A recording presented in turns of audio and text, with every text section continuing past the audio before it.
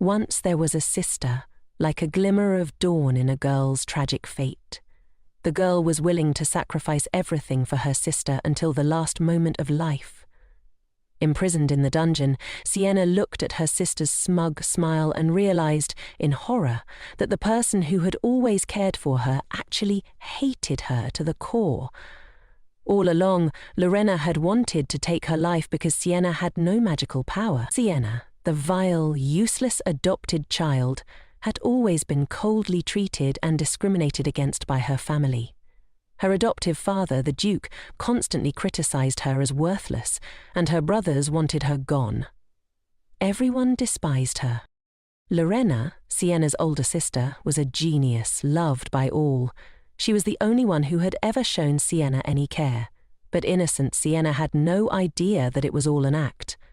Lorena had been using her as a scapegoat, blaming her for every sin she committed.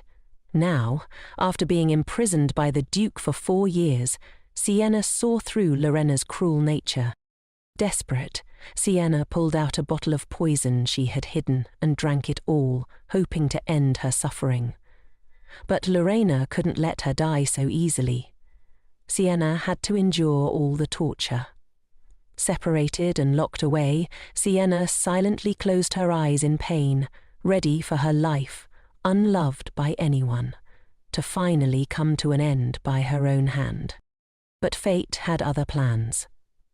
When she opened her eyes, Sienna found herself back in time, before it all began. She was once again at Kendall Orphanage, where it all started. Today was the day the Duke of Natur would come to choose a child. All the orphans gathered, knowing that only those with magical potential would be selected by the nobility. Sienna and Lorena were not biological sisters. Both were adopted by the powerful Natur family. Even though Sienna had been brought into a noble household, she showed no magical talent, standing in stark contrast to Lorena, the girl genius admired by everyone. Sienna had always been a burden, despised by everyone. But this time, with memories of her tragic past life, Sienna was determined not to make the same mistake again. In her previous life, she had accidentally fallen in front of the Duke and caught his attention, something she intended to avoid at all costs this time. She would move carefully and avoid him. The Duke of Natur arrived. His black hair, red eyes, and cold expression sent a shiver down Sienna's spine. The children lined up, nervously awaiting their fate, praying for luck. Sienna was tense, silently begging for the Duke to pass her by. This time she was determined to stay unnoticed. But the Duke's footsteps grew closer, and to Sienna's horror, they stopped right in front of her. Her heart raced, trying to escape her chest. It couldn't be happening again. Yet the Duke bent down, speaking to the astonished Sienna in a gentle voice. "Do you want to come with me to Natur Palace?" The most powerful duke in the empire, kneeling before an orphan, wanted to take her home once more. But this time, Sienna didn't want to go. She remembered all too well the pain of her previous life. After becoming an adopted child, Sienna was betrayed by her seemingly kind sister and ultimately abandoned by the Duke and his brothers. Her life ended in cold suicide. Now, in this new life, Sienna is determined not to repeat that tragedy. Duke Nature remained kneeling, waiting for her answer. A reminder from someone nearby brought Sienna back to her senses. She politely performed the appropriate gestures, though the Duke's unusual actions were beyond her expectations. Something felt different, but she still didn't want to return to that nightmarish place. Just as she considered refusing, a wave of dizziness overwhelmed her and she collapsed to the ground.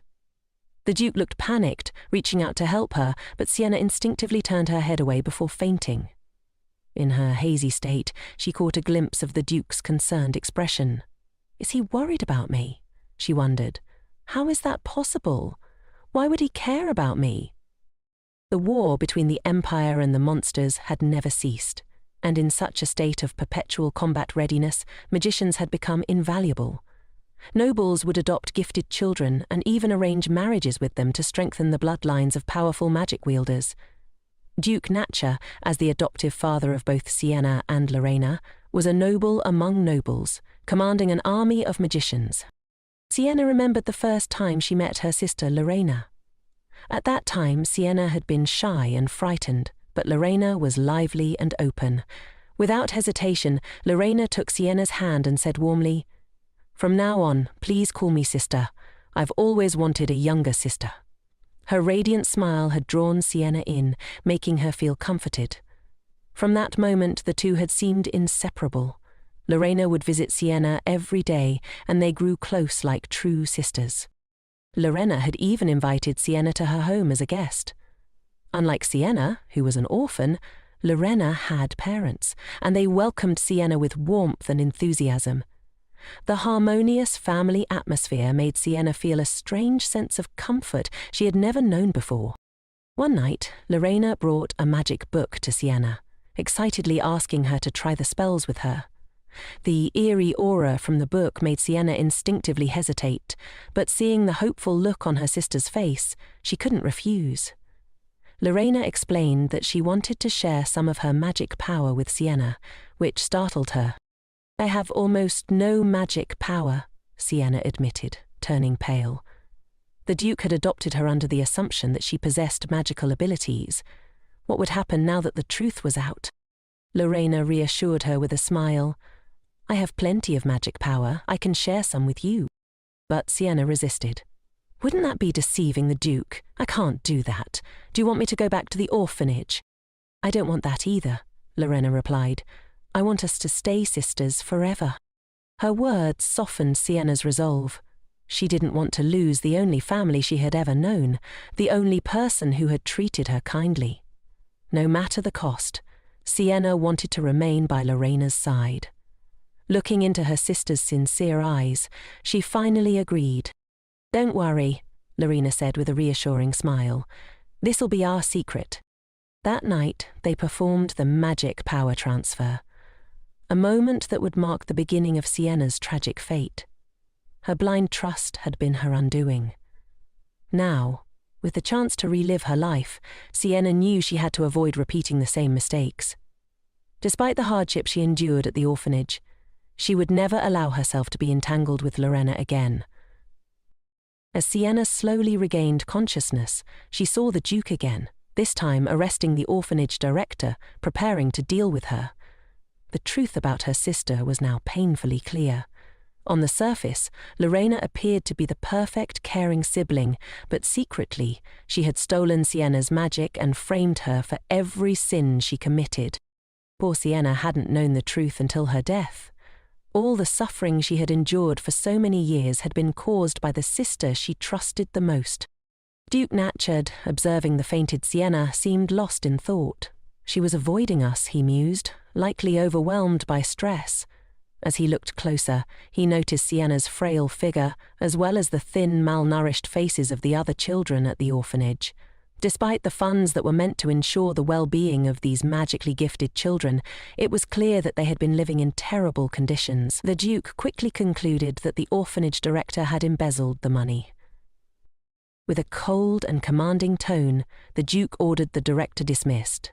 The director attempted to protest, thinking it was unfair to be punished so harshly over a mere child, but the Duke's firm voice left no room for argument, and the director was dragged away. At that moment, Sienna slowly woke up, catching the Duke's gaze. His stern expression hadn't softened. "Perhaps he's decided I'm too weak," she thought. "He probably doesn't want to adopt me anymore." Taking the opportunity, Sienna clung to the teacher beside her, pretending to be weak. Desperately, she pleaded not to be taken to the Duke's palace. "I'll be obedient, I promise," she begged. "I'll just eat a little rice each day. Please let me stay at the orphanage." Noticing the Duke's growing impatience, the teacher quickly intervened, saying, "She's too young, I'll talk to her." But Sienna suddenly burst into tears, the long-suppressed resentment finally pouring out. The Duke's subordinates urged him to make a temporary concession, and with a sigh the Duke agreed. "I won't force her to go," he said, and immediately Sienna stopped crying. The Duke turned away reluctantly, leaving the teacher to hold the trembling Sienna, gently comforting her. As Sienna felt the teacher's gentle caress, she realized the bitter truth. Her older sister's sweet words and gentle smiles had hidden only malice. It wasn't until Sienna was on the brink of death that she uncovered this betrayal. Her magic had been stolen, her life trampled upon, all by the sister she had loved with all her heart. If I had stayed with the teacher in my previous life, would my life have been better? Sienna wondered.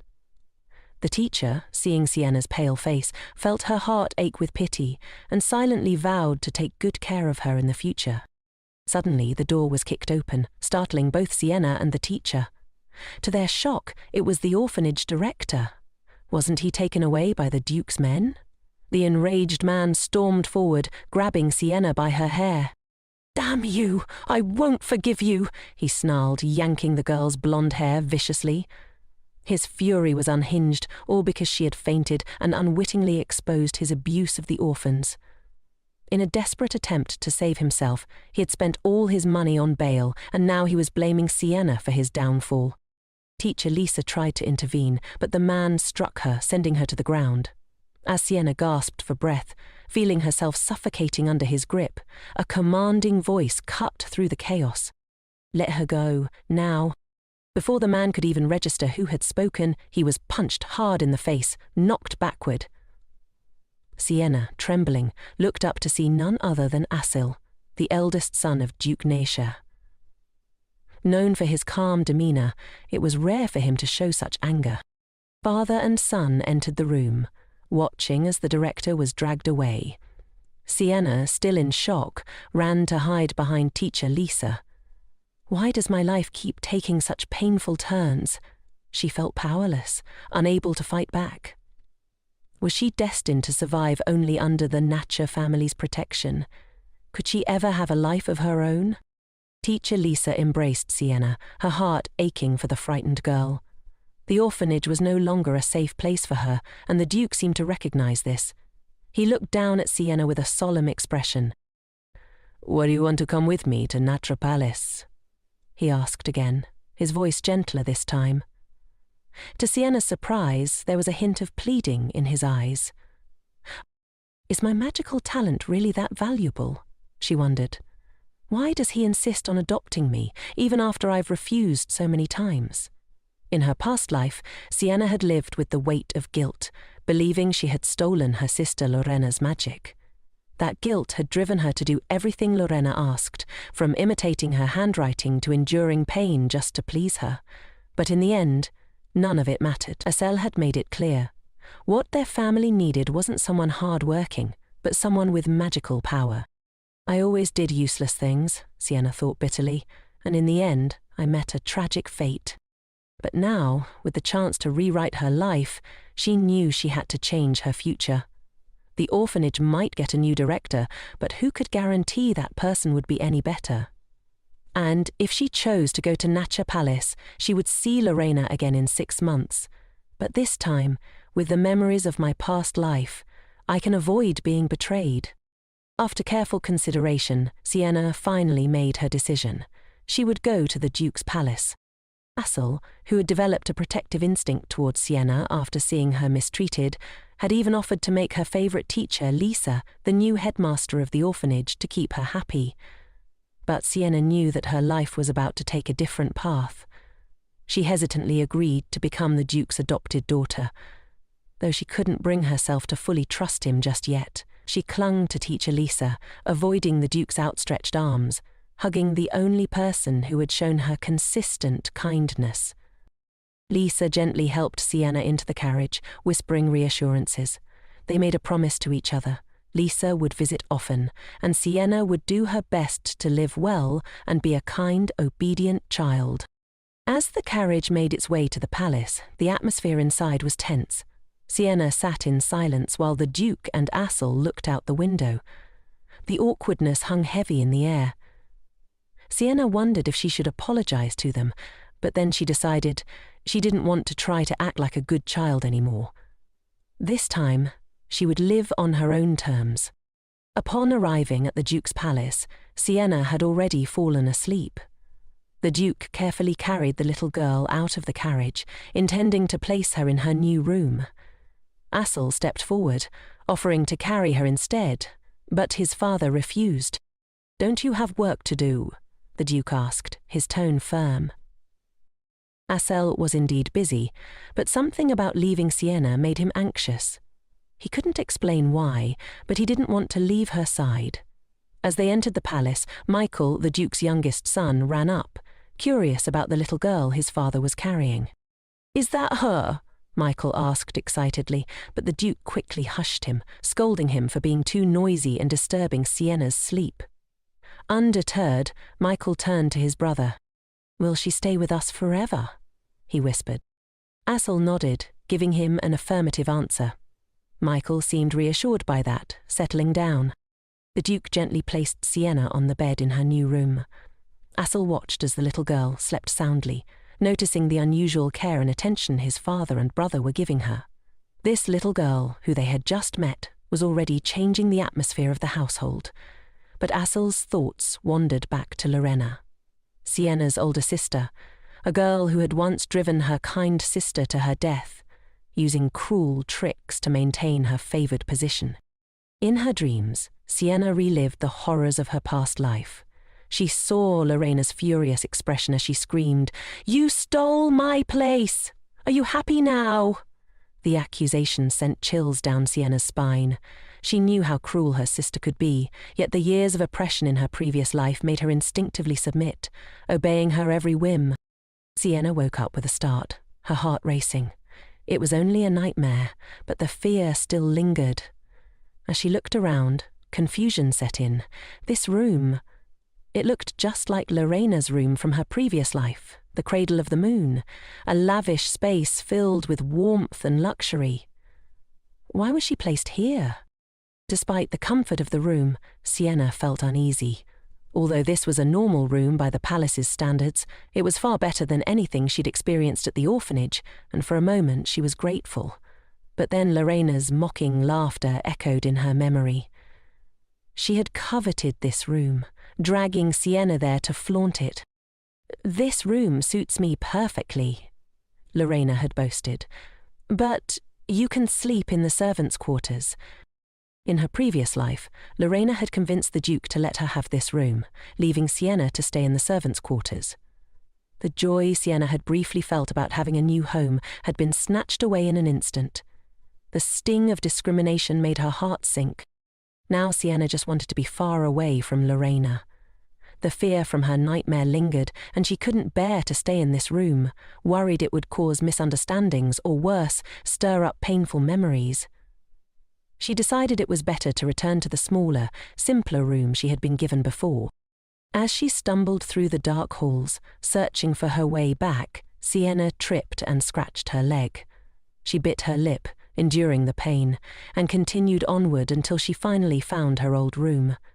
The bed was covered in dust, but she didn't care. It was quiet, and here at least she could sleep in peace.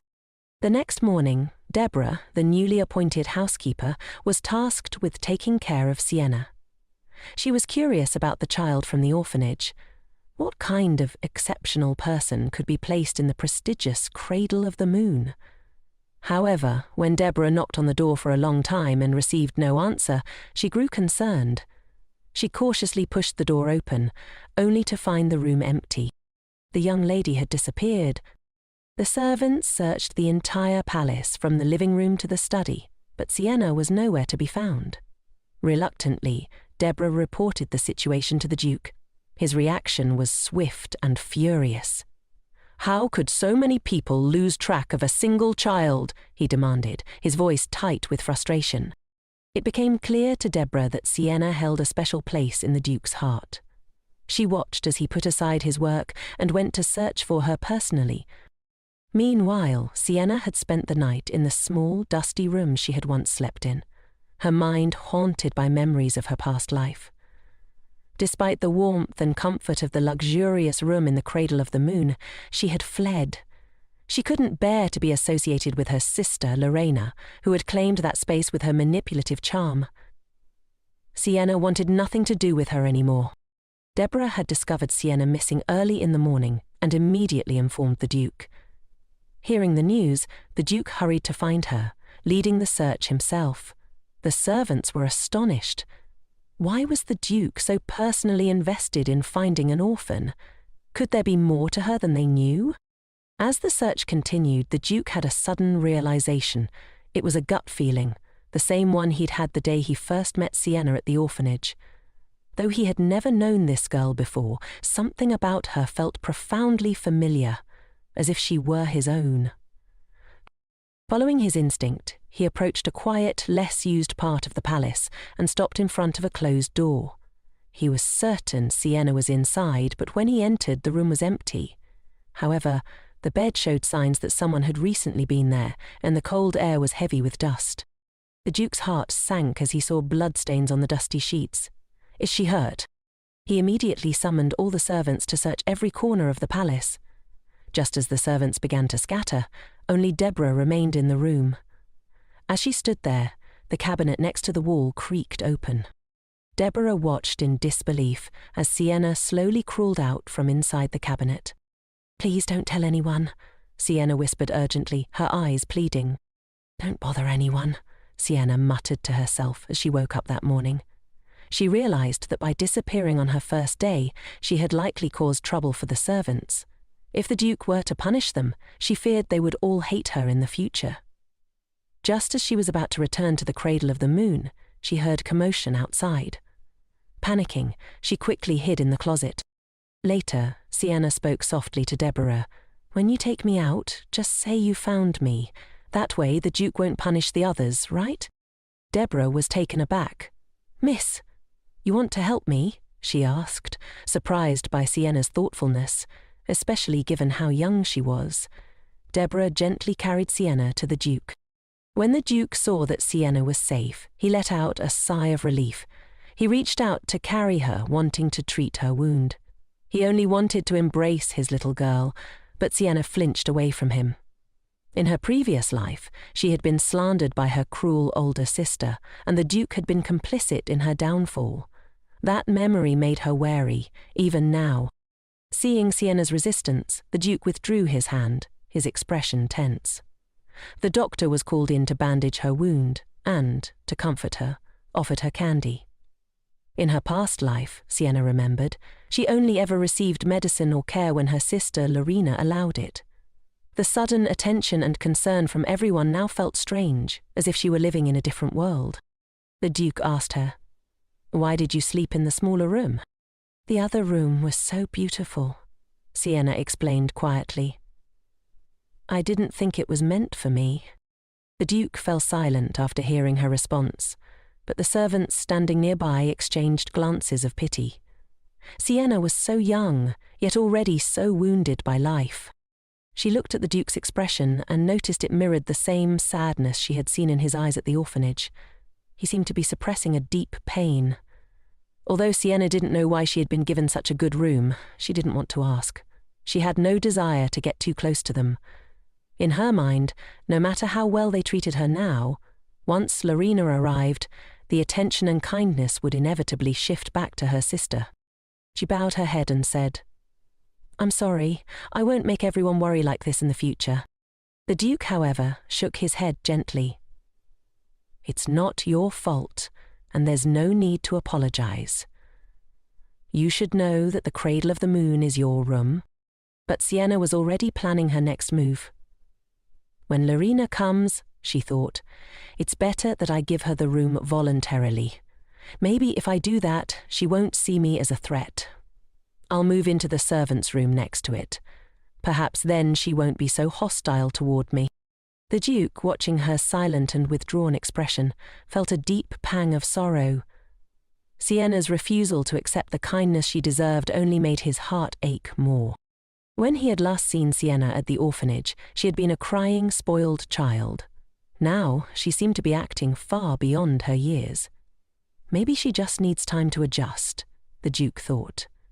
Housekeeper Deborah, however, couldn't understand this new lady. She was living in such a beautiful room, yet she complained constantly. One morning, Deborah came to bring Sienna her breakfast. When she pushed open the door, she discovered that Sienna had disappeared again. Moments later, the little girl poked her head out from the servants' room. Deborah was surprised, but Sienna nonchalantly explained, "I feel more comfortable here. Just let me stay. They'll soon forget about me, won't they?" Sienna picked up her knife and fork and began eating. Deborah observed her curiously.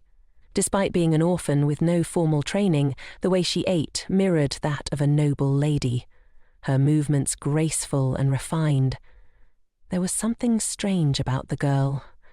She seemed to suffer from an odd condition.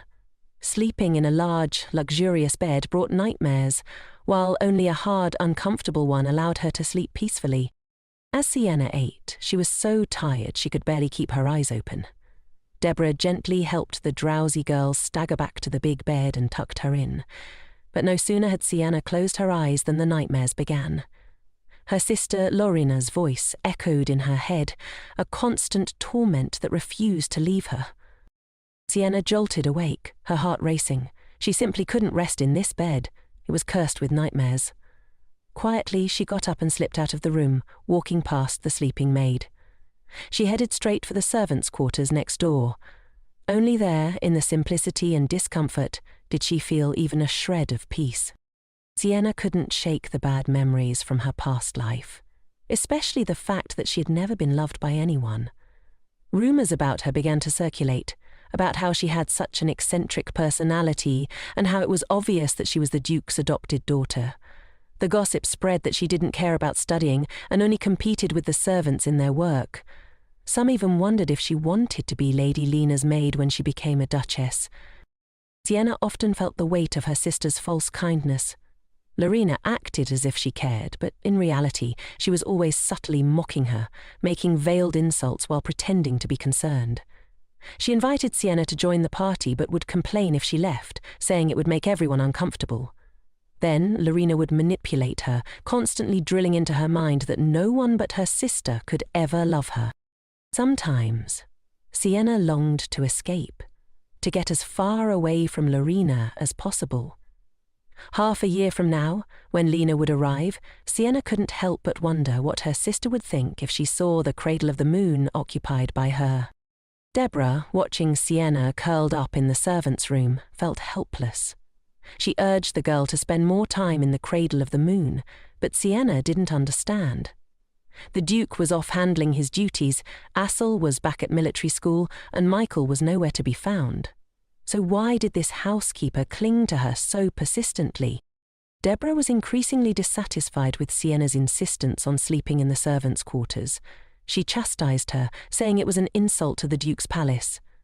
Sienna, however, snapped back. "In my previous life, I spent nearly half my life there. Aren't you insulting me by saying that?" Deborah sighed in frustration.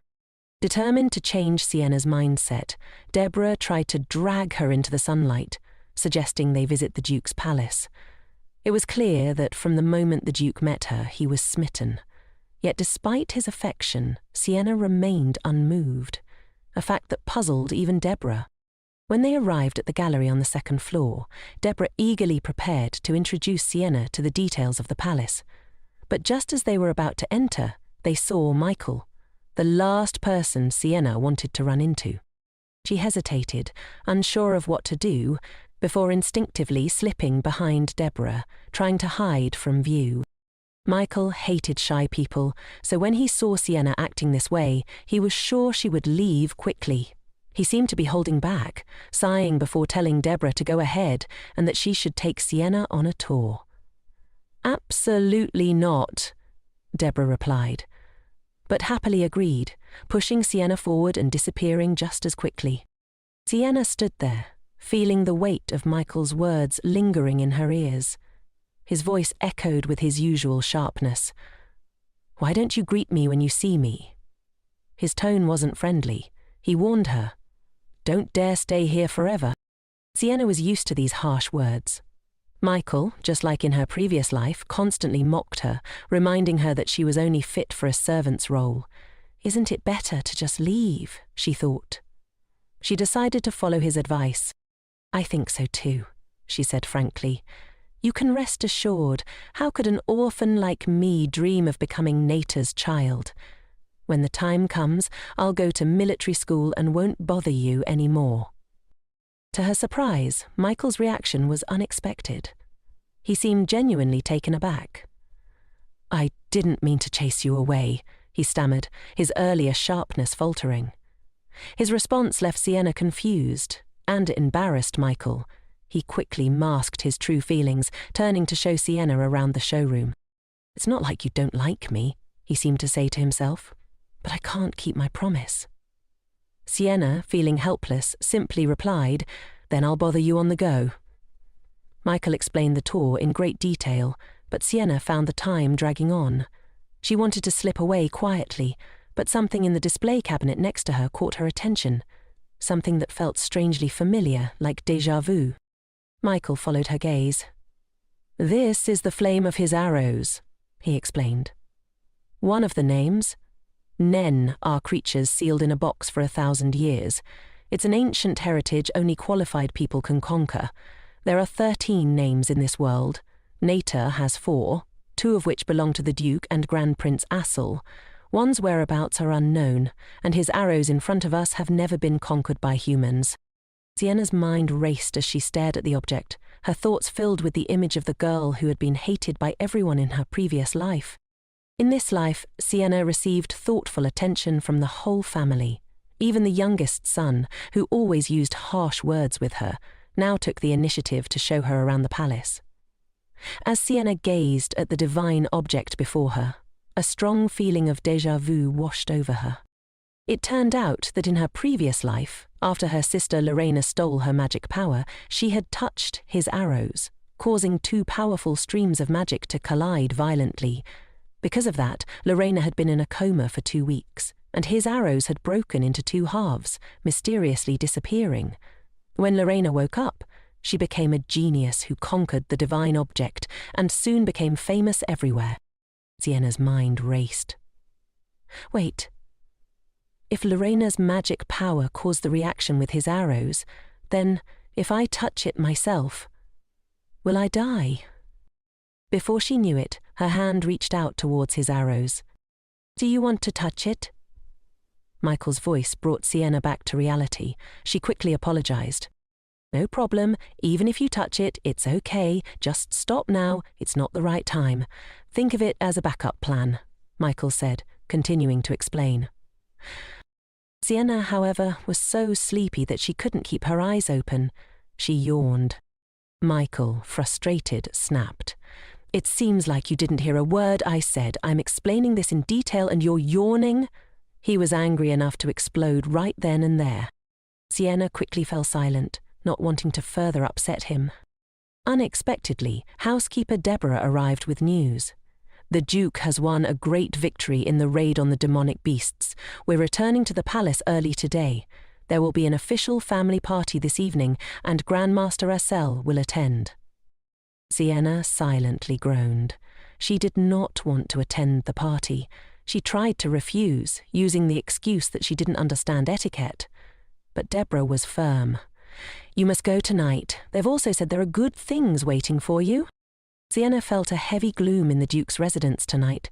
In her previous life, when she first arrived here, she had been so scared she couldn't sleep.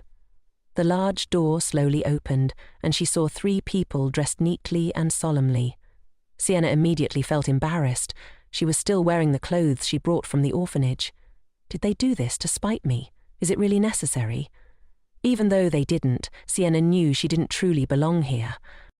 Her eyes caught sight of a pomegranate on the dining table. It was the symbol of the Nata family, adorned on their coat of arms. Seeing pomegranates decorating the table was no ordinary thing. It looked like tonight's party wasn't just any gathering. The Duke's palace, in all its luxury and solemnity, was hosting a grand party to welcome the appearance of an ordinary orphan. But Sienna was filled with resistance. In her previous life, she had been harmed and met a miserable end in this very place. Now, facing 3 people who had once been indifferent to her, she couldn't swallow her feelings of discomfort. "Is the food not to your taste?" Grandmaster Asur asked, noticing her gloomy demeanour. Did he notice me again? Sienna felt a pang of guilt, thinking she had offended him. She opened her mouth to apologize, but Asle looked confused. It seemed she had misunderstood his intentions. At that moment, the Duke spoke to comfort her. "You don't need to apologize. If the food doesn't suit your taste, just leave it. No need to worry about it." He immediately signaled for the butler to bring out another dish. Sienna shook her head in refusal, not wanting to trouble anyone. The Duke observed her distant attitude and began to wonder if he had acted too hastily in calling her to this place. "Let's proceed with the ceremony," he said. He ordered the servant to bring out a plate of pomegranates and instructed, "Peel the pomegranate yourself." The blood-red juice covered the Duke's hands as he carefully peeled the fruit and placed it before Sienna. Does this have any special meaning? She wondered.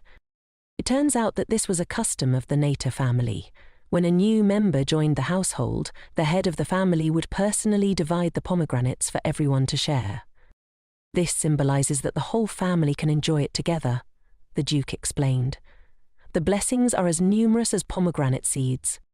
But in Sienna's eyes, it didn't seem like a pomegranate at all. Instead, it looked like a piece of raw meat, bleeding. The ritual felt more like gathering wild animals and dividing their prey, savage and bloody. As everyone around her enjoyed the pomegranates, Sienna hesitantly picked up a seed and put it in her mouth. The moment she did, disturbing, bloody images flooded her mind, making her feel incredibly uneasy. A chill ran down her spine, and goosebumps covered her skin. The Duke, noticing her discomfort, declared, "Sienna is now officially a member of the family." Sienna didn't understand. She was just an orphan. No matter what expectations the Duke had of her, she couldn't respond. Unexpectedly, the Duke noticed something unusual. "These are not words that a child could say," he mused. "Surely someone nearby has instigated her." Deborah, who served Sienna most closely, cried out in defense. "She is so loyal. How could she say such things? Someone must have taken advantage of my absence to speak nonsense." The Duke, however, was unmoved. "Now that the lady has eaten the pomegranate, she is officially a member of the family. Such things won't happen again." He turned to the butler, who nodded in agreement. "We will strictly manage the servants moving forward." At that moment, Deborah suggested finding a tutor for Sienna, and Asle agreed. Studying cannot be postponed. Michael, ever eager to help, offered, "Sienna can study with me." Sienna remained silent, unsure of what to say or how to feel. "In the morning he still wanted to chase me away, and now he wants to study together?" The Duke agreed and told someone to make the necessary preparations. He spoke sincerely to Sienna. "You are my recognized child of the Nata family. Don't pay attention to those gossips. Forget it all." The poor girl, hated by everyone in her previous life, had returned to the Duke's palace after being reborn. Faced with the attention of 3 men, Sienna was extremely resistant, especially since the Duke wanted her to forget everything. She found it almost laughable. The suffering she had endured in her past life, the father and son's hatred, the trauma she had been forced to bear, how could they expect her to simply forget it all? He had said, "Forget it," so gently, but how could her wounded heart be healed by just those words? She remembered the pain, how her heart had ached to the point of suffocation. Sienna's violent reaction surprised everyone present. She couldn't stand it any longer and collapsed to the ground. The Duke quickly rushed to her side, helping her up and holding her in his arms. He called for the doctor and gently tried to comfort her, but Sienna didn't want any close contact with him. "I don't want to rely on you," she said, using all her strength to push him away. "Please, don't pay attention to me either." The Duke's pretended affection only suffocated her more. "You're treating me so well now," Sienna thought bitterly, "but will you just leave me to be tormented by you again later?" In the future, in this terrifying house, I had innocently endured all the malice and eventually died once. But now, even death has become an obsession. Do you still want me to go through it all again? Under the intense mental strain, Sienna finally passed out. The doctor who examined her said it was due to severe malnutrition combined with immense stress, which caused her to faint. The Duke blamed himself deeply. He had left the already fragile girl to face such situations on her own. While unconscious, Sienna fell into a dream. She saw her old self, haunted by the belief that she had stolen her sister's magic power. She was tormented day and night by overwhelming guilt, suffering from insomnia every night. To ease that guilt, she even competed with the servants, taking on their chores. But it was no use. The memory of exchanging magic power with her sister suffocated her. Even crying felt like a luxury she couldn't afford. Lena once suggested to her, "If you want to repay the Natur family, make a talisman for Grandmaster Assel. It's an important tool to help magicians fight against evil spirits." Sienna hesitated. Her magic power was weak. Could she really do it? Still, proving her worth seemed better than just cleaning up. Full of hope, the little girl made the talisman and gave it to the man, only to later find it thrown away in a dirty corner. At that moment, Sienna was utterly devastated. Her weak magic and hands were covered in wounds from needle pricks. She had poured all her strength into proving her value, only for it to be discarded without a second thought. She recalled what Assel had said to her. "Sienna, I know you try very hard." But her efforts had been for nothing. Of course, she had been naive, believing she could be of some help. While lost in thought, she bumped into Master Michael again. The first thing out of his mouth was sarcasm. "I'm so jealous of you being so busy." He knew very well she was only fit for servant work. "Isn't it fine to just leave here?" Michael sneered.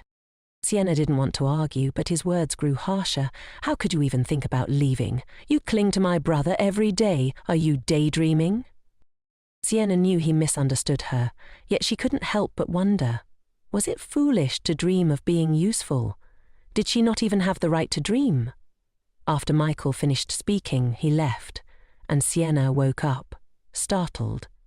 The painful memories of her previous life tormented her deeply. She looked around, finding herself once again in the cradle of the moon, lying in Lorena's bed.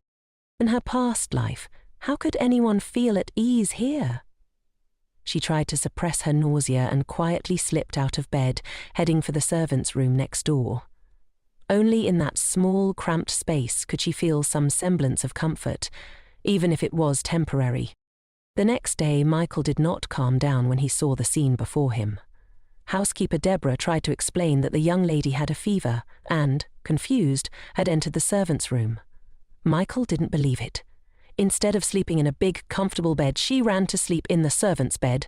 Does that sound reasonable? He began to doubt Deborah's intentions.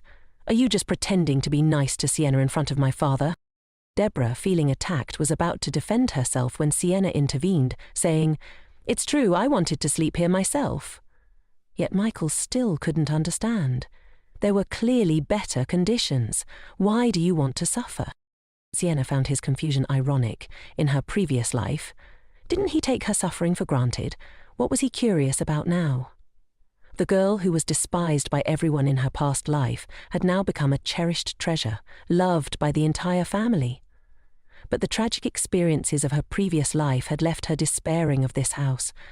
The long-term oppression from her sister Lorena had crushed her self-esteem, making her feel she didn't deserve anyone's love or any good things at all.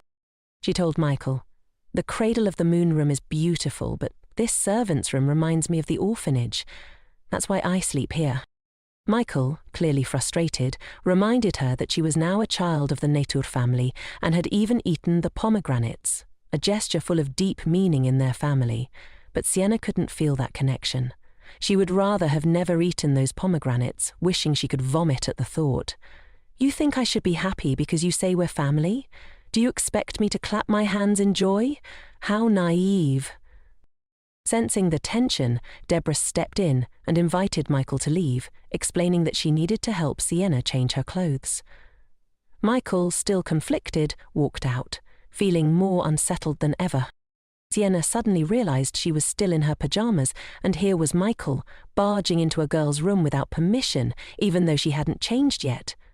Thinking about it, his face turned red with embarrassment. After mumbling an apology, he rushed out of the room in a fluster. Shortly after, the doctor arrived to examine Sienna. He declared she was fine, but Sienna couldn't help but feel a pang of surprise.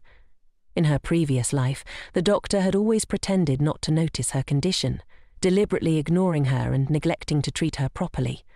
What she didn't know was that the previous doctor had failed to detect her case of typhoid, leading to his eventual demotion. Now all the servants knew they couldn't afford to delay or neglect the care of the young lady. Deborah, surprisingly warm and gracious, served Sienna dinner. The sudden kindness felt unfamiliar, but Sienna couldn't refuse, so she obediently ate. As they shared the meal, Deborah told her that something very important had happened today. The Duke had personally invited the tailor to take measurements for Sienna, to have new clothes made just for her. Sienna was confused. Why was the Duke, who had been so cold and distant toward her in her previous life, now acting with such care and attention? The sudden change in his attitude left her puzzled, and she couldn't help but wonder what had caused it. Deborah and the tailor next door were exchanging compliments, both marvelling at Sienna's natural beauty and extraordinary temperament. But Sienna, lacking confidence, couldn't see herself that way. She felt ordinary, just a girl from an orphanage, unworthy of the praise. To her, only her radiant sister, Lorena, seemed suited for occasions like this. While Sienna was lost in her thoughts, a man suddenly walked in, carrying a large bouquet of roses. "Excuse me, is Miss here?" he asked. Sienna was startled. It was the first time she'd ever received a bouquet of roses. She could hardly believe it. "Are these really for me?" She stared at the stunning display. 999 fresh roses, vibrant and delicate. Yet, instead of feeling joy, a sense of unease washed over her. On the accompanying card, the message read, "Wishing you a quick recovery." The gift was from none other than Grandmaster Elle. The surrounding maids were practically buzzing with excitement, marvelling at the romantic gesture. "It's so romantic," they gushed. "Each of these flowers is worth a gold coin. Why are they so expensive?" Sienna, still overwhelmed, felt more apprehensive than thrilled. The grand display of wealth and affection felt suffocating, as if it carried a weight she wasn't prepared to bear. "Then why doesn't he just give me the money instead?" Sienna thought. The cost of attending military school certainly wouldn't be cheap. Suddenly she remembered something. Asura had given her flowers again. Could this have been the same misunderstanding that happened in her previous life? Did Michael think she wanted to marry Asura because of the flowers? How naive. Why would he think that? Could it have been another one of Lorena's tricks? With her deceptive ways, it was entirely possible. After all, Lorena had once tricked Sienna into stealing her magic power. But in this life, Sienna was determined not to let similar things happen again. First, Sienna asked a servant to convey her thanks to the Grandmaster. Then, she suggested sharing the flowers with everyone, explaining that back in the orphanage, gifts like these were always shared. She wanted to spread the joy with everyone present and prevent any misunderstanding with Michael. She didn't want him to think she had any ulterior motives. To her relief, Michael didn't misinterpret the gesture this time, and the servants who received the flowers were overjoyed. Their affection toward Sienna grew rapidly as they thanked her. Finally, Sienna gave the last flower and the blessing card to the tailor as a token of gratitude. In return, the tailor presented her with a sophisticated, gorgeous outfit, the most popular design of the season, and the store's treasure, representing the skill of the designer. The outfit was stunning, but Sienna couldn't help but laugh at the colour combination. "Why does it look like a chick?" she thought, trying to suppress her amusement. Housekeeper Deborah, on the other hand, was overjoyed. "With this outfit you can attend school tomorrow," she exclaimed. Sienna, however, was less enthusiastic. "I bet the tutor is still someone who hates my family," she thought. The tailor and Deborah busied themselves checking the long list of clothing: jackets, dresses, long gowns, pyjamas, evening wear and capes, a total of over 100 sets. Deborah pulled out a blank piece of paper signed by the Duke himself. "Don't worry," she assured. "Any amount of money can be paid." Sienna sighed, thinking to herself, "We just don't understand the world of the rich." The next morning, Sienna wore the gorgeous dress that Deborah had insisted on. Deborah couldn't stop praising her beauty and charm, but Sienna found the colour far too dazzling for her taste. However, when she considered how the precious gems and high-quality fabric were worth at least half a year's rent if sold, the outfit suddenly seemed much more appealing. For the first time, her heart felt lighter. Sienna pushed open the study door, expecting to meet her tutor. Instead, she saw someone unexpected. Master Michael. The young master appeared as arrogant as always, but Sienna knew he was more affectionate than he let on. Michael had skipped school just to see her. "You should study hard," he reminded her. Sienna stayed silent. "Don't you have class?" she asked coldly. "No one asked you to come here." "Well, I'm too lazy to tell you," Michael replied, trying to sound indifferent as he eyed Sienna. She quietly sat in her seat, ignoring him. His eyes lingered on her for a moment, but he still couldn't resist commenting, "I heard you bought new clothes. It doesn't look rustic anymore. If this outfit is worth half a year's rent and still looks rural, then there's a real problem." Before Sienna could respond, the tutor finally walked in. Noticing Michael, the tutor immediately bowed his head in flattery. "Is this the same tutor who bullied me in my previous life?" Sienna wondered, but she still greeted him politely. Before starting the lesson, the teacher gave them a small test, asking the children to write the letters they knew on paper. Michael began scribbling quickly, but Sienna hesitated. "In my previous life, I practiced writing relentlessly to write letters for Lorena. My handwriting was perfect, but now she was just a child. If I reveal my perfect handwriting, people will get suspicious." As she debated whether to intentionally write poorly, she realized this body had never learned to write properly, so her writing was naturally bad. Her hands kept shaking and the letters were clumsy and uneven. As Michael glanced over, he noticed her struggle and moved closer. The tutor praised Michael wholeheartedly. "Very well written. Truly our child," he exclaimed. Sienna felt a wave of shame wash over her. To be praised by a 10-year-old for something as simple as writing. What a disgrace. The tutor, however, quickly turned impatient. He slammed the paper on the table and told Sienna to practice more seriously. Just then, a man rushed into the room. It was Michael's tutor, sent to take him back to school. Seeing Sienna's subtle sigh of relief, Michael grew a bit confused. "Don't misunderstand," he said quickly. "I didn't come here because I was worried about you." He pointed at the teacher in warning. "Teach her well, and don't do anything wrong just because I'm not here." Without further explanation, the man grabbed Michael and whisked him away. As soon as they left, the tutor's flattery evaporated, replaced by a sneer. His tone shifted harshly. "An orphan, out of nowhere, dares to bother the master again," he muttered bitterly. Sienna immediately recognized him.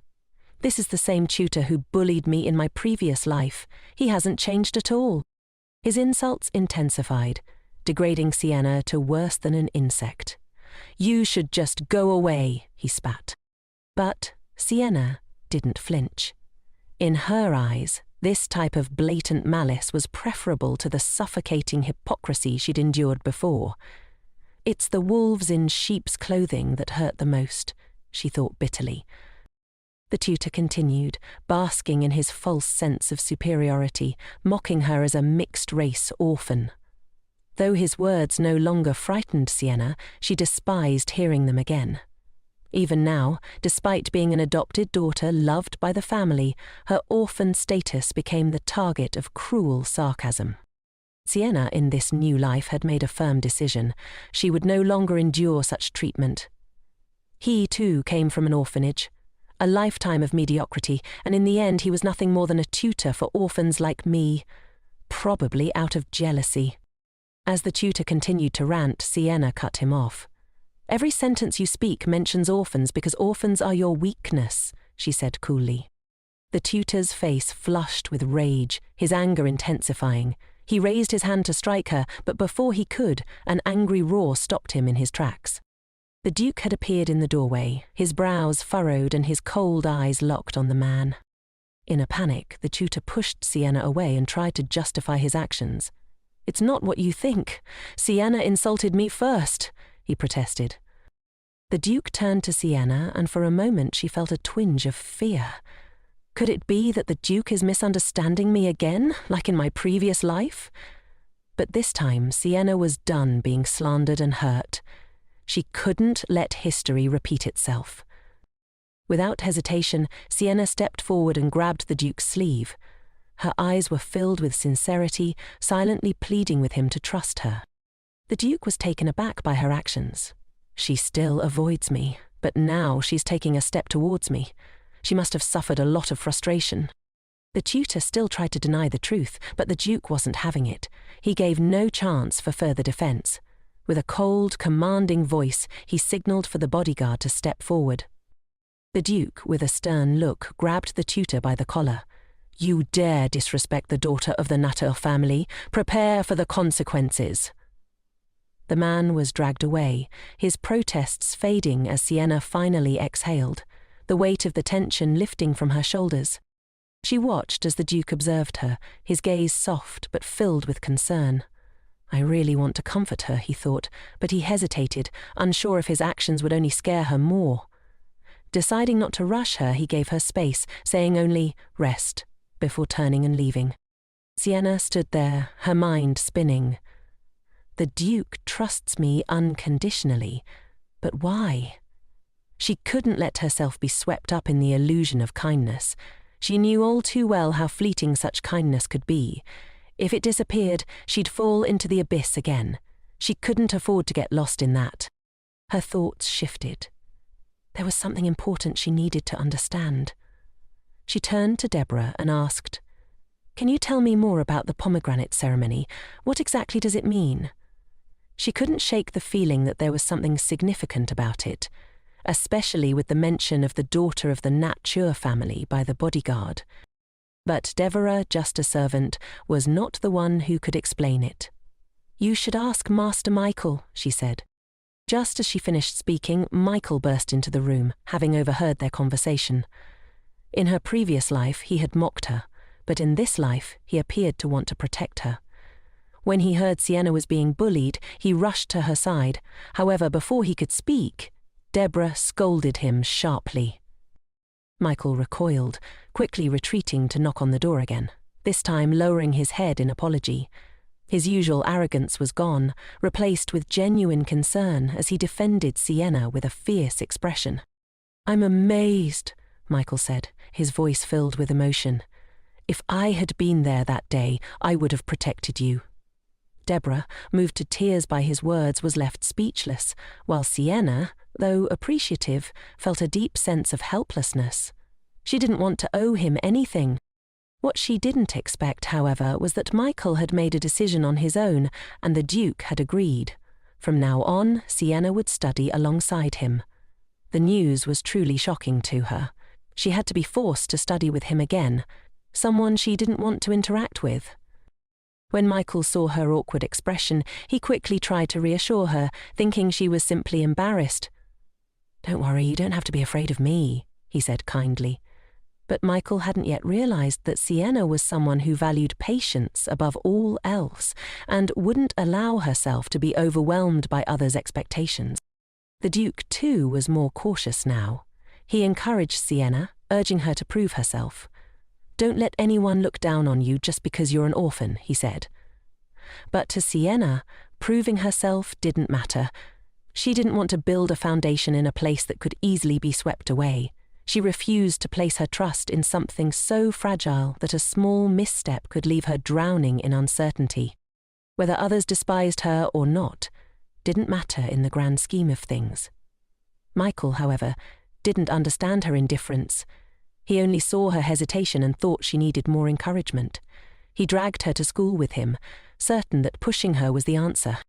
At school, Michael's tutor, Seth, greeted them with politeness and a humble demeanour. Sienna immediately recognised her as the same tutor who had accompanied Michael to school previously, But now Seth was smiling warmly, seeming eager to teach. When Seth mentioned starting with magic lessons, Sienna hesitated and raised her hand. "I don't know how to write," she confessed. Her previous tutor had insisted she practice more, but Sienna wasn't sure how to begin. To her surprise, Seth dismissed her concern. "Don't worry about basic writing for now. You'll be taught by another tutor. We'll focus on magic, and you'll learn the writing naturally," she explained, making the subject seem trivial. "But," Michael leaned in, his voice low, "don't be fooled by her gentle appearance. She'll make you study relentlessly, and you'll be practicing like crazy in no time." Sienna couldn't help but feel a little uneasy. Michael was right to warn her. Though Seth seemed kind now, she knew how quickly things could change. After hearing Seth's words, Sienna felt a surge of happiness. She bowed her head and thanked her, deeply grateful to finally have a dedicated tutor. This would be invaluable for her future at military school. Seth, taken aback, couldn't quite believe it herself. Perhaps she had finally found a good student. On the first day of school, Sienna's attitude of attentively listening to the lectures, so focused that she even forgot to eat or sleep, impressed Seth deeply. After years of teaching, she had finally encountered a student who truly cared. Even though Sienna still struggled with writing, she took notes diligently, which only fueled Seth's enthusiasm for teaching her. Seth lectured on the principles and stability of magic, delving into the specialized field of magical therapy, which is a highly professional skill among magicians. They covered half of the book in one session and even assigned homework. When Seth asked Sienna if the lesson was difficult, Sienna's confident response made her even more certain. This was a rare student. This was the first time in both of Sienna's lifetimes that she had officially learned magic. Unlike her previous life, where her magic power was stolen by Lorena, this time she was free to develop her abilities. This new beginning was her opportunity, and she was determined to seize it as she prepared for her future at Theoban Military School. Meanwhile, Grand Master Assel stood by the window, gazing into the distance. A pigeon carrying a letter landed in his hand, and he carefully read its contents. Lately, he had been receiving letters from home. His friends had been inquiring about what was going on there, but Assel had remained silent, offering no updates. As he turned to leave, it seemed he was preparing to return home this weekend to the Nata district. Back at school, Michael had heard that Sienna had been working on her homework non-stop for 3 days. He admired her dedication, remarking that he had absolutely no academic talent compared to her. But Sienna couldn't help but wonder why Michael was pretending to be modest. It was clear to her that he wasn't as lacking in talent as he made it seem. After entering military school, Sienna always aimed to maintain the top position, pushing herself to understand every sentence. But, despite the challenges, she felt immense joy in learning. She enjoyed the independent process of studying, even though her hands were calloused from the constant writing. Deborah also noticed the change in Sienna. Once quiet and withdrawn, she now exuded enthusiasm when studying. However, this change also made Deborah feel a tinge of sadness. She suggested that Sienna take a break and go for a walk in the garden. At that moment, Assel returned. The butler, well aware of why the Grand Master came home every weekend, noticed him heading upstairs. He kindly reminded Assel, "If you intend to visit the ladies' room, you may be making an unnecessary trip. These days she's always in the study room, focusing on her studies." Assel realized, only then, that his instinct had led him to go upstairs to see Sienna. He hadn't meant to, but his body moved of its own accord. Known for his reason and perfection, Assel found himself losing control when it came to Sienna. When he first met her, special feelings had begun to form, but her eyes, filled with disgust and rejection, quickly reminded him of his past actions in her previous life. In that life, Assel had trampled on her feelings, and now Sienna naturally avoided him. Assel, with no memories of the previous life, assumed his strong presence had scared her and decided against seeing her, wanting to respect her space. The housekeeper, knowing how much Assel cared about Sienna, explained, Every day, you ask about the lady's well-being, sending letters and flowers, especially when she was sick. But why don't you go see her yourself? You'll know for sure if she's doing well." Determined to check on her, Asle went to the study room, but Sienna was out. He looked around, his eyes scanning the room to ensure she wasn't being mistreated. Seeing the study room, where Asle had spent time as a child, he tried to find a sense of connection, running his hand over the table and chairs they had both used. Just then, something under the table caught his attention. He leaned down in surprise. It was unbelievable. There, under the table, was the wilted rose he had given Sienna again. Asle tried to convince himself that it was just a normal gift with no deeper meaning, something easily forgotten. But why did his heart ache so much? Deborah, witnessing the scene, was also taken aback. As she opened her mouth to explain, Asle turned around and quickly left, leaving behind a simple command: "Don't tell Sienna I was here." One last glance at the wilted rose under the table triggered a familiar image in Asle's mind. The emotions in his eyes were mixed, and he couldn't shake the feeling of déjà vu. It was as if he had experienced this moment before. Meanwhile, Sienna returned from the garden, noticing the servants rushing around in a frenzy. Michael informed her that a letter had arrived from Count Gia's palace. The Count's daughter was challenging Sienna for the ownership of Jaros, a sacred object that helped humans fight against demonic beasts. Sienna recalled that Jaros was the very insurance she had planned to use as a last-minute escape. Since Jaros still had no official owner, all magicians were eligible to compete for it. In her previous life, Count Gia had always remained neutral, seeking only practical benefits. But now, something had changed. Why had she suddenly taken action in a way she never had before? Sienna realized the reason. It was her. She was the variable that could change both the past and the present. The Countess must have seen how much Asle cared for an orphan like her and become jealous. She believed her daughter was better suited to the role and had long coveted Sienna's position. This sentiment mirrored Sienna's thoughts in her previous life, when, after a dispute with Larina, she had tragically taken her own life. The position of guardian of the Duke of Nata's residence was not just about noble status, it was also tied to Asle the Grand Master, who many considered the ideal husband. Countess Gia, like so many others, coveted that position.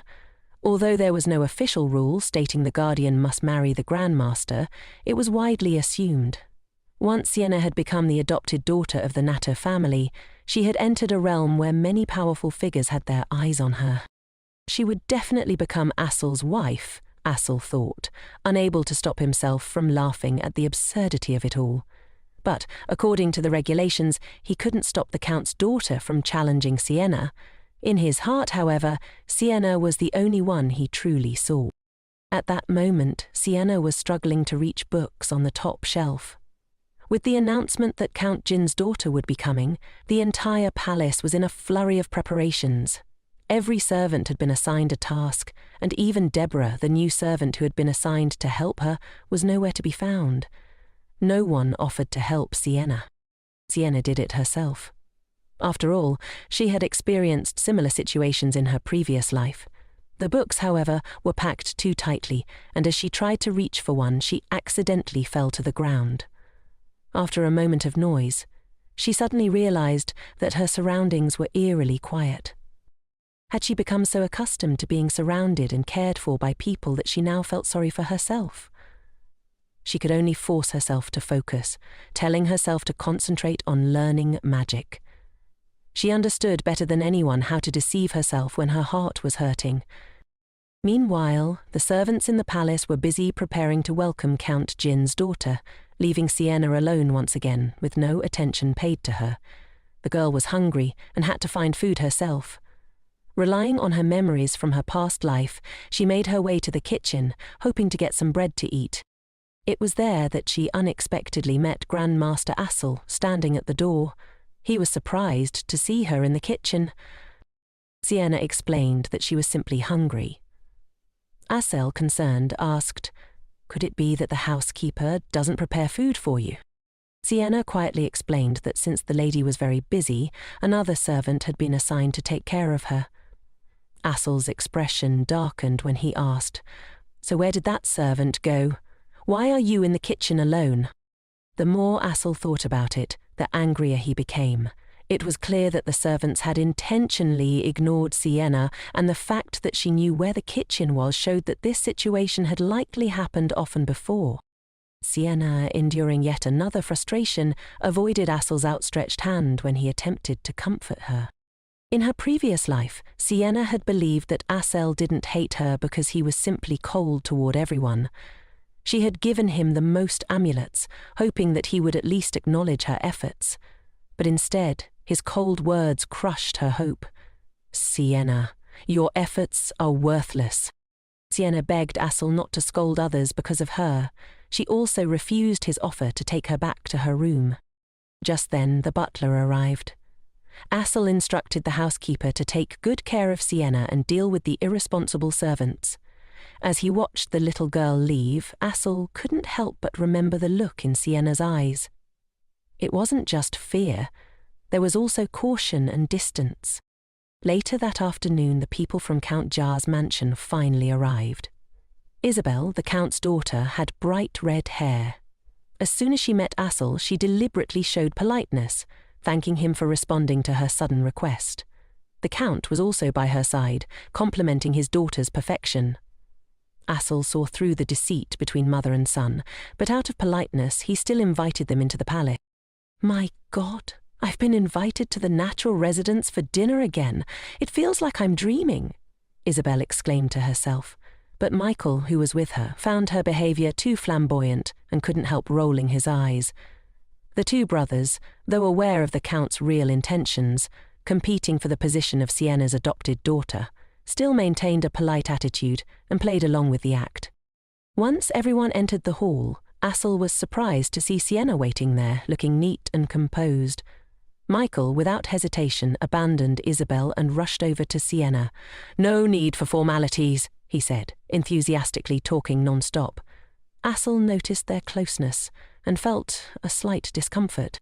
"Are you two really that close?" Assel asked, his voice betraying his unease. He then introduced Sienna to Isabel and the Count, saying, "This is the adopted daughter of the Nature family." Isabel stared at Sienna with hostility in her eyes. "Is this the orphan who is pampered by the natural family as rumoured?" The adopted child, once despised by everyone in her previous life, had now become the family's treasure. The Duke's affection for Sienna made others jealous, and Isabel, the Count's daughter, wanted to claim that position for herself. The Countess, too, seemed intent on making things difficult for Sienna. She immediately asked for the girl's last name. Sienna could sense the ill intentions behind the question. "I'm an orphan, so I don't have one," she replied calmly. Michael, angered by the blatant attempt to provoke Sienna, was about to say something, but the Countess raised her glass of wine, smoothly changing the topic. "Thank you, Grandmaster, for your thoughtful hospitality." Isabel, trying to charm Assel, cast a shy expression toward him, but Assel only responded with polite, distant sentences. Meanwhile, Michael enthusiastically introduced the dishes to Sienna, happy to see her appetite improving. It was a small relief to Assel, who couldn't help but feel a twinge of jealousy seeing the two of them so close. However, Isabel couldn't contain her jealousy for long. "How lucky you are," she sneered, her anger barely contained. "No one has ever enjoyed such an honour." Her eyes glared at Sienna, filled with bitterness. Sienna, accustomed to such hostile words, remained unflinching. "I am very grateful for the Duke's grace," she said calmly. The room fell into an uncomfortable silence.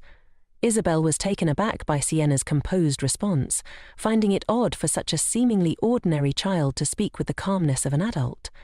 Sienna, however, hadn't expected her simple words would have such an impact. She felt a quiet satisfaction, knowing that one word from her had made Isabel retreat. Compared to Lorena, who was skilled in manipulation and deceit, Sienna still had a lot to learn, but for now, she was content with this small victory.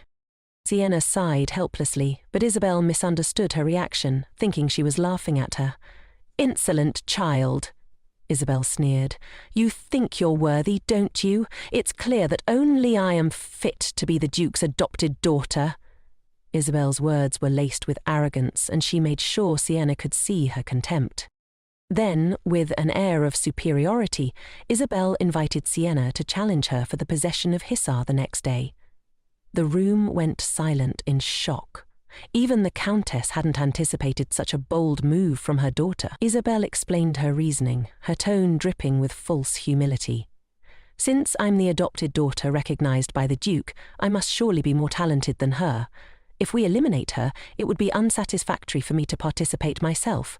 Whether it's me or this orphan, neither of us is likely to succeed, but everyone will see that I'm more talented than her. Let her be humiliated in front of everyone." Sienna's eyes gleamed with intrigue. Things are getting interesting. The challenge for the Hisar artifact could be her chance to escape the tragic fate of her past life. Isabel, eager to usurp the pampered position, was trying to humiliate her in front of everyone to show she was the superior candidate, but Sienna saw an opportunity to turn the tables. Master Michael, however, was beside himself with worry. He jumped up, frantic. "What if Sienna fails and Isabel succeeds?" he fretted. "Then she'll definitely claim she's more worthy of being the Duke's adopted daughter. What if she takes Sienna back to the orphanage and takes her place?" His fears were clear, but Sienna's resolve remained steady. She wasn't going to let this opportunity slip by without taking action. Sienna's indifferent attitude drove Michael crazy. "What do you mean, let's go back to the orphanage?" he exclaimed. "Do you really think we would just abandon you like that? You're already part of our family." His voice was filled with frustration and disbelief. Sienna remained calm, her expression unreadable. Michael, clearly distressed, continued, "You've already eaten the pomegranate. That can't be undone." Sienna paused, processing his words. It turned out that in the Natur district, only those who were officially recognized could receive the pomegranate. It wasn't just a fruit, it was a type of magic, a custom that allowed individuals without Natur bloodline to live safely in the Natur mansion, protected by powerful barriers. The realization hit her like a ton of bricks. The pomegranate magic would bind her to the Nature family, making her as much a part of their bloodline as anyone else, and that bond could never be broken. Sienna's heart pounded loudly in her chest. That means I'll be tied to this place for the rest of my life. The weight of the realization settled heavily on her, and for the first time, she wondered if the cost of safety and belonging was too high. Sienna's mind raced as she realized the gravity of her situation. If Isabel succeeded in taking the position of adopted daughter of the natural family, her place in this world would be entirely upended. The challenge for the ownership of Hisar seemed more daunting with every passing second, but Sienna's resolve remained unwavering. Meanwhile, Isabel, sitting nervously in the room, began to regret her hasty request. She could sense the tension in the air. The great prince, Assel, seemed uncertain whether Sienna would even agree to the challenge, and that uncertainty gnawed at Isabel. What if Sienna actually won? The thought unsettled her deeply. Michael, on the other hand, was panicking. He couldn't stand the thought of Sienna entering the challenge, especially given the potential risks. "What if she fails?" he asked, his voice full of worry. But the Countess, with a calm yet commanding presence, stepped in. She interrupted Michael's panicked ramblings and reassured him with a cool smile. "Don't worry. You and that orphan are different. I have a mother, and I've already made arrangements with the housekeeper. I will make sure you become the future Duchess." Assel, still clearly anxious, shared his own concerns. What if something goes wrong in the challenge? What if someone gets caught in an inextricable situation? His worry was palpable as he looked at the butler, hoping for reassurance. The butler, ever composed, responded, "Both ladies will fail in the challenge. Nothing will happen." But his words did little to ease Assel's concerns. He was still haunted by the thought that Sienna might face complications. "How do you assess her talent?" Assel asked, his gaze fixed on the butler. "Before she was taught, could you make any judgments?" The butler hesitated. Only the Duke could make a preliminary assessment, but with him away on the battlefield, we cannot afford to make hasty decisions. Asle weighed the options, the pressure mounting. If we let the challenge proceed, it could bring nothing but trouble. The Count's mansion won't ignore this situation. But Sienna, she will be subjected to so much criticism. I can't let her go through this. Despite his hesitation, Asle's mind was set. I want to protect her. I love her. His voice was firm with determination, but there was an underlying fear of what could happen if Sienna entered the contest. Michael burst in, pleading for help, but his words fell on deaf ears as Sienna's determined eyes met Asle's. "Great Prince, I want to fight for Hisar," she declared, her voice resolute. Asle immediately refused, shaking his head. "Fighting for Hisar is not easy," he explained. "Only trained individuals can compete." Sienna, however, wasn't deterred. "But I don't need training," she said, confusion tinging her voice. Asle's anger flared. He looked at Seth, who had been silent up until now. "What is this?" he snapped. "Sienna doesn't need training?" Seth, ever the diplomat, stepped in to advise. "All magicians have the right to compete for Hisar. Sienna is no exception." Michael, already on edge, exploded with impatience. "Why does everyone defend her?" he muttered under his breath, his frustration mounting. Sienna stood her ground. "If Isabel succeeds in this challenge, I will fight for Hisar," she said firmly, her resolve clear. The tension in the room hung heavy, but Sienna was determined to take the steps necessary to prove her worth, even if it meant facing the challenges ahead. Asle was stunned by Sienna's calm demeanour. "So you think we'll just abandon you?" he thought, confused by her words. His mind raced. Did she feel she didn't belong in the nature family? Despite all the care and consideration they had shown her, Asle couldn't help but wonder if he could ever erase the unhappiness in her heart. In the end, the Great Master softened and agreed to let Sienna participate in the competition. He couldn't bring himself to prevent her from trying to prove her worth. Sienna returned to her room, feeling satisfied with the outcome. As she walked in, she saw the new servant preparing an abundant meal, clearly expecting her to eat. The sight of so much food piled in front of her made Sienna feel pressured. She turned around quickly, running away from the overwhelming display. She hid behind a tree in the garden, wanting to escape the unwanted attention. Since the previous servant had been let go, the new servant was clearly worried about her hunger and tried to push food on her. But Sienna wasn't interested. Just then, Isabel appeared, her voice sharp and filled with disdain. "Why do you still have the audacity to stay in this household?" Isabel sneered. "Even I wouldn't dare raise my head here. How can we expect an orphan to understand integrity?" Sienna couldn't understand the venom in Isabel's words. In her previous life, the Count's mansion hadn't cared about her at all. Now, Isabel was deliberately trying to provoke her.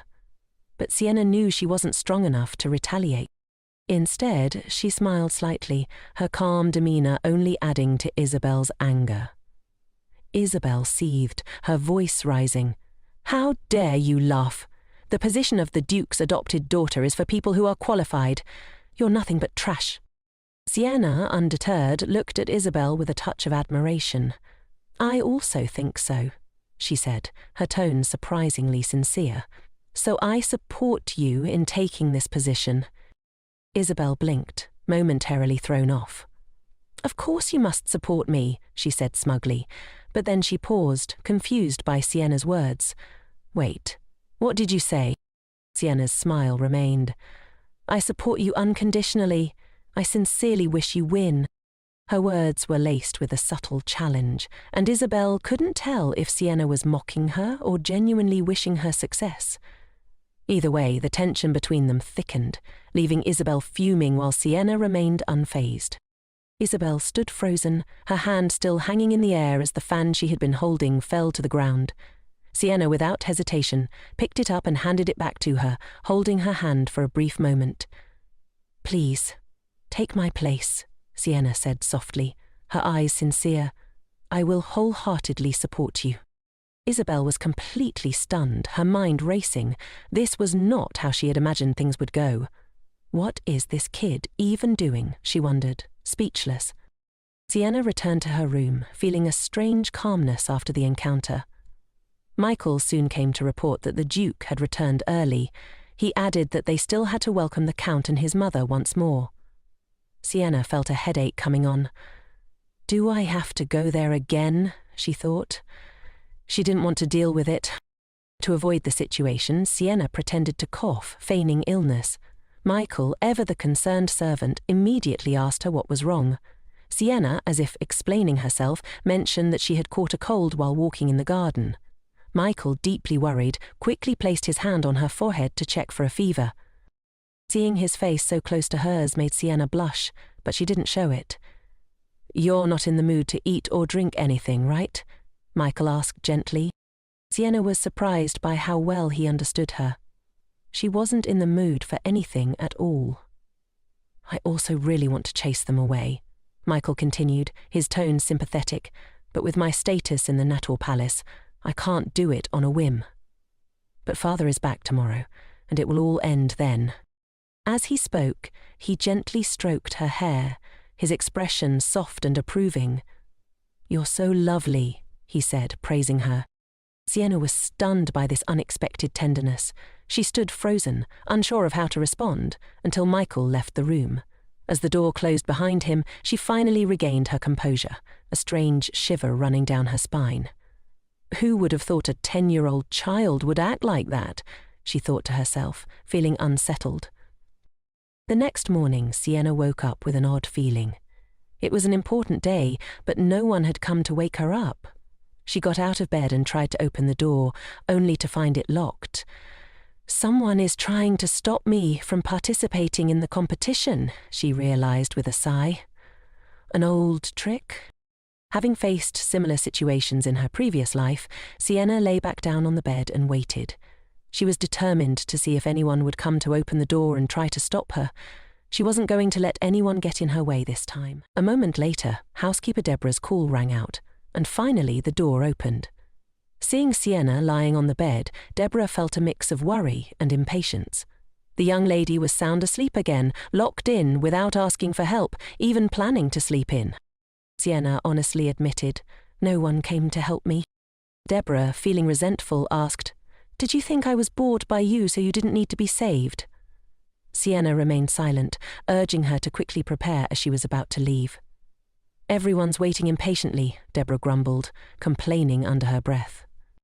Michael was a bit worried, wondering if something had happened to Sienna. Meanwhile, the Earl and his mother exchanged a triumphant glance. Finally, Sienna and Deborah arrived, only to face harsh criticism. Deborah immediately knelt down and apologized, explaining to the Duke why Sienna was late. "Miss is late because of the guests present today. It's the great day of the struggle for Jaros, but the girl was delayed." The Countess, concerned, asked, "Which guest could it be? We don't usually entertain guests like that." Deborah explained that it had been her responsibility to care for the guests these past few days. She had assigned another servant to look after the young lady, but unfortunately Sienna had been neglected and hadn't been fed. Hearing that his daughter had been mistreated, the Duke became furious. "How dare they treat Sienna so cruelly?" he demanded.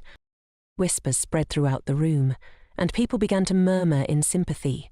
Letting such a frail child go hungry was unthinkable, and everyone began to feel sorry for Sienna. Deborah continued, "Miss is late because the new servant locked her in her room." She confessed it had been done on the Countess's orders to prevent Sienna from joining the competition. Deborah also mentioned that the Countess promised the servant 100 gold coins if the plan succeeded. Feeling exposed, the Countess's wife quickly denied the accusation. "How could we do such an evil thing? Are you claiming the housekeeper is slandering us?" The Duke's cold gaze silenced her, and the Countess flinched under his stare. At that moment, the priest presiding over the ceremony spoke up. "The competition cannot be cancelled. Let the ceremony begin." As the tension simmered, Elle added, "After the fight, there will still be penalties. If you fail, the consequences will be even more dire. Even if Isabel wins and becomes the owner of the Nata name, she will still be prosecuted to the end. Isabel, hearing the Duke's resolute stance, began to feel a twinge of fear. The Countess, noticing her unease, tried to console her. You just need to show that you're stronger than that orphan. Everything will be easily resolved. Isabel nodded, trying to calm herself. I just need to prove I'm stronger than her. Everyone will forget how they treated her and reevaluate me. With a sharp glance, Isabel approached Sienna and whispered fiercely, Just like you. You dare challenge me? Sienna, confused, replied innocently, I made no attempt to participate in the challenge. Didn't you invite me? The moment Sienna finished speaking, Isabel's anger boiled over. Her eyes were filled with darkness and malice. Sienna flinched, startled by the intensity of Isabel's glare. At this point, the showdown began. The magician announced the rules of the game. The Jaro artifact would choose its owner. If you were refused, you would have to bear the consequences. Once you became the owner of the name, it meant you had achieved the honor of being the protector of humanity, a title that would never change. Isabel, looking nervous, stepped forward, her eyes fixed on the holy water jar containing the Jaro artifact. The Countess, equally anxious, held her breath. As Isabel reached out to place her hand in the jar, a powerful force immediately pushed her back. The challenge was over. She had failed. The Countess was stunned. Let me try again, she begged, despite Isabel's warnings. She placed her hand in the jar once more, but this time a stronger force knocked her to the ground. Both mother and daughter were defeated, their hopes dashed. The consequences of arrogance, combined with failure, were severe. They would now have to face punishment for their attempt to harm Sienna. Now it was Sienna's turn to challenge the Jaro artifact. Elle and Michael watched with extreme concern. Sienna took a deep breath and slowly placed her hand into the holy water jar. There was silence. Nothing happened. It seemed that in her previous life, Lorena had been harmed after touching the Jaro artifact because she had 2 streams of magic power in her body. Now, with only 1 stream, nothing occurred. Sienna felt a twinge of disappointment but was relieved. Just as she was about to withdraw her hand, a voice suddenly rang in her ears. Don't go, the voice echoed again. Sienna looked around, but no one reacted. Maybe she had heard wrong. It seemed like she had failed the challenge after all. What are you talking about? You didn't fail, the voice rang out again. Sienna hesitated, then responded, Could this be his arrows?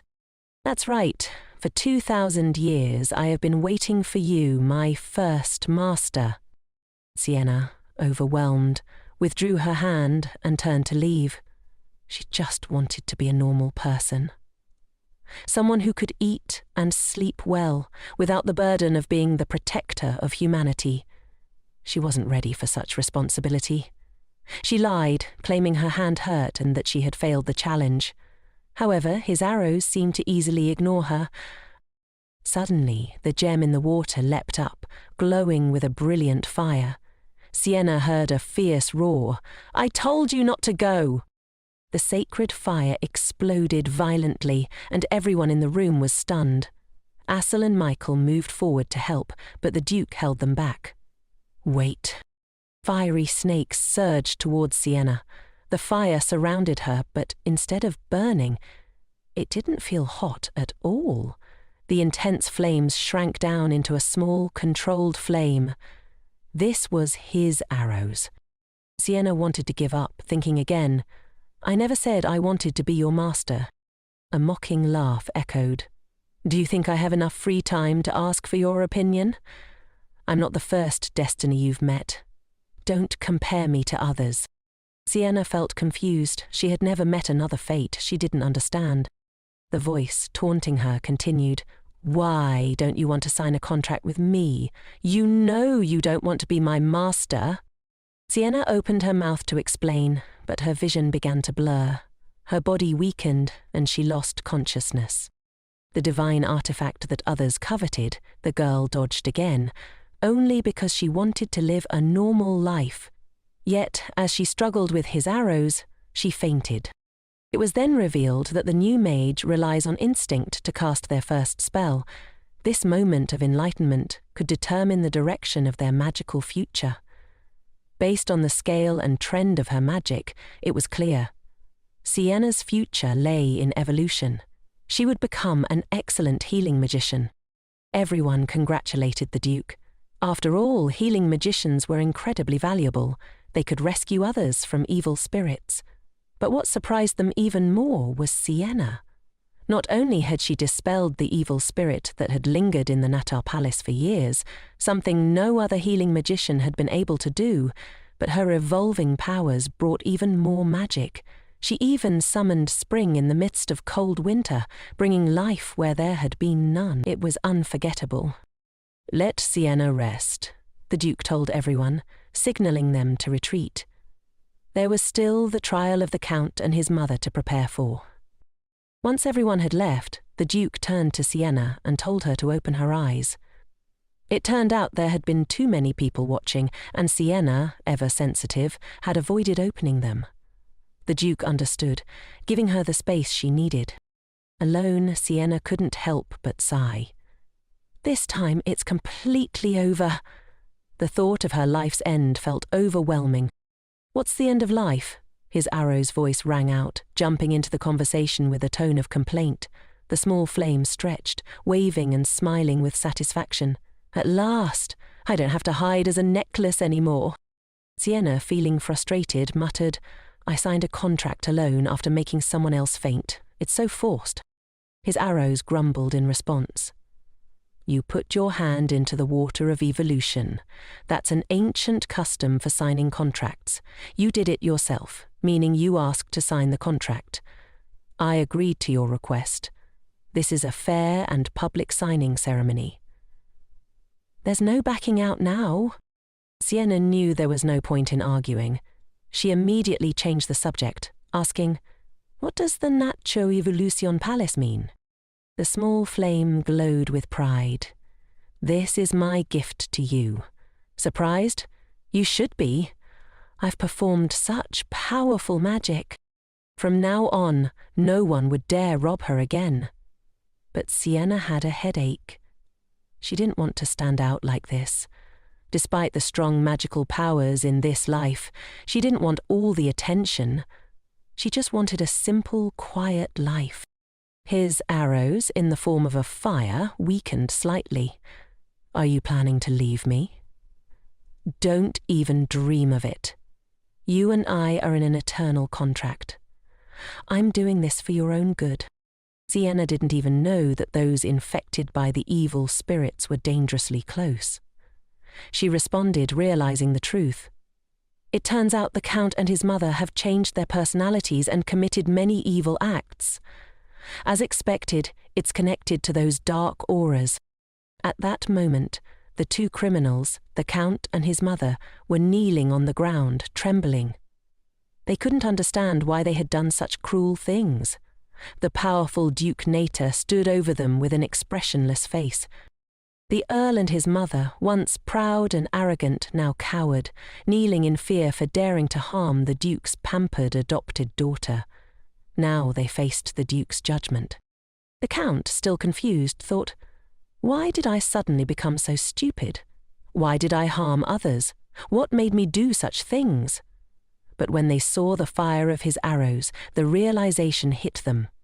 Their bodies were definitely affected, but it was too late now. The Duke had the right to execute them. "No matter how you explain it, it's useless," the Duke said coldly. The Countess, desperate, begged the Duke. "This was all caused by me alone." Isabel, unaware of the full situation, also pleaded with the Duke to spare her life, but the Duke had no intention of showing mercy. He wanted to use their deaths as a warning. Nature would show no mercy to any criminal. The cold blade reflected the woman's desperate face. "Spare your life," the Duke muttered. At that moment, Sienna arrived at the scene. Asle was surprised to see her.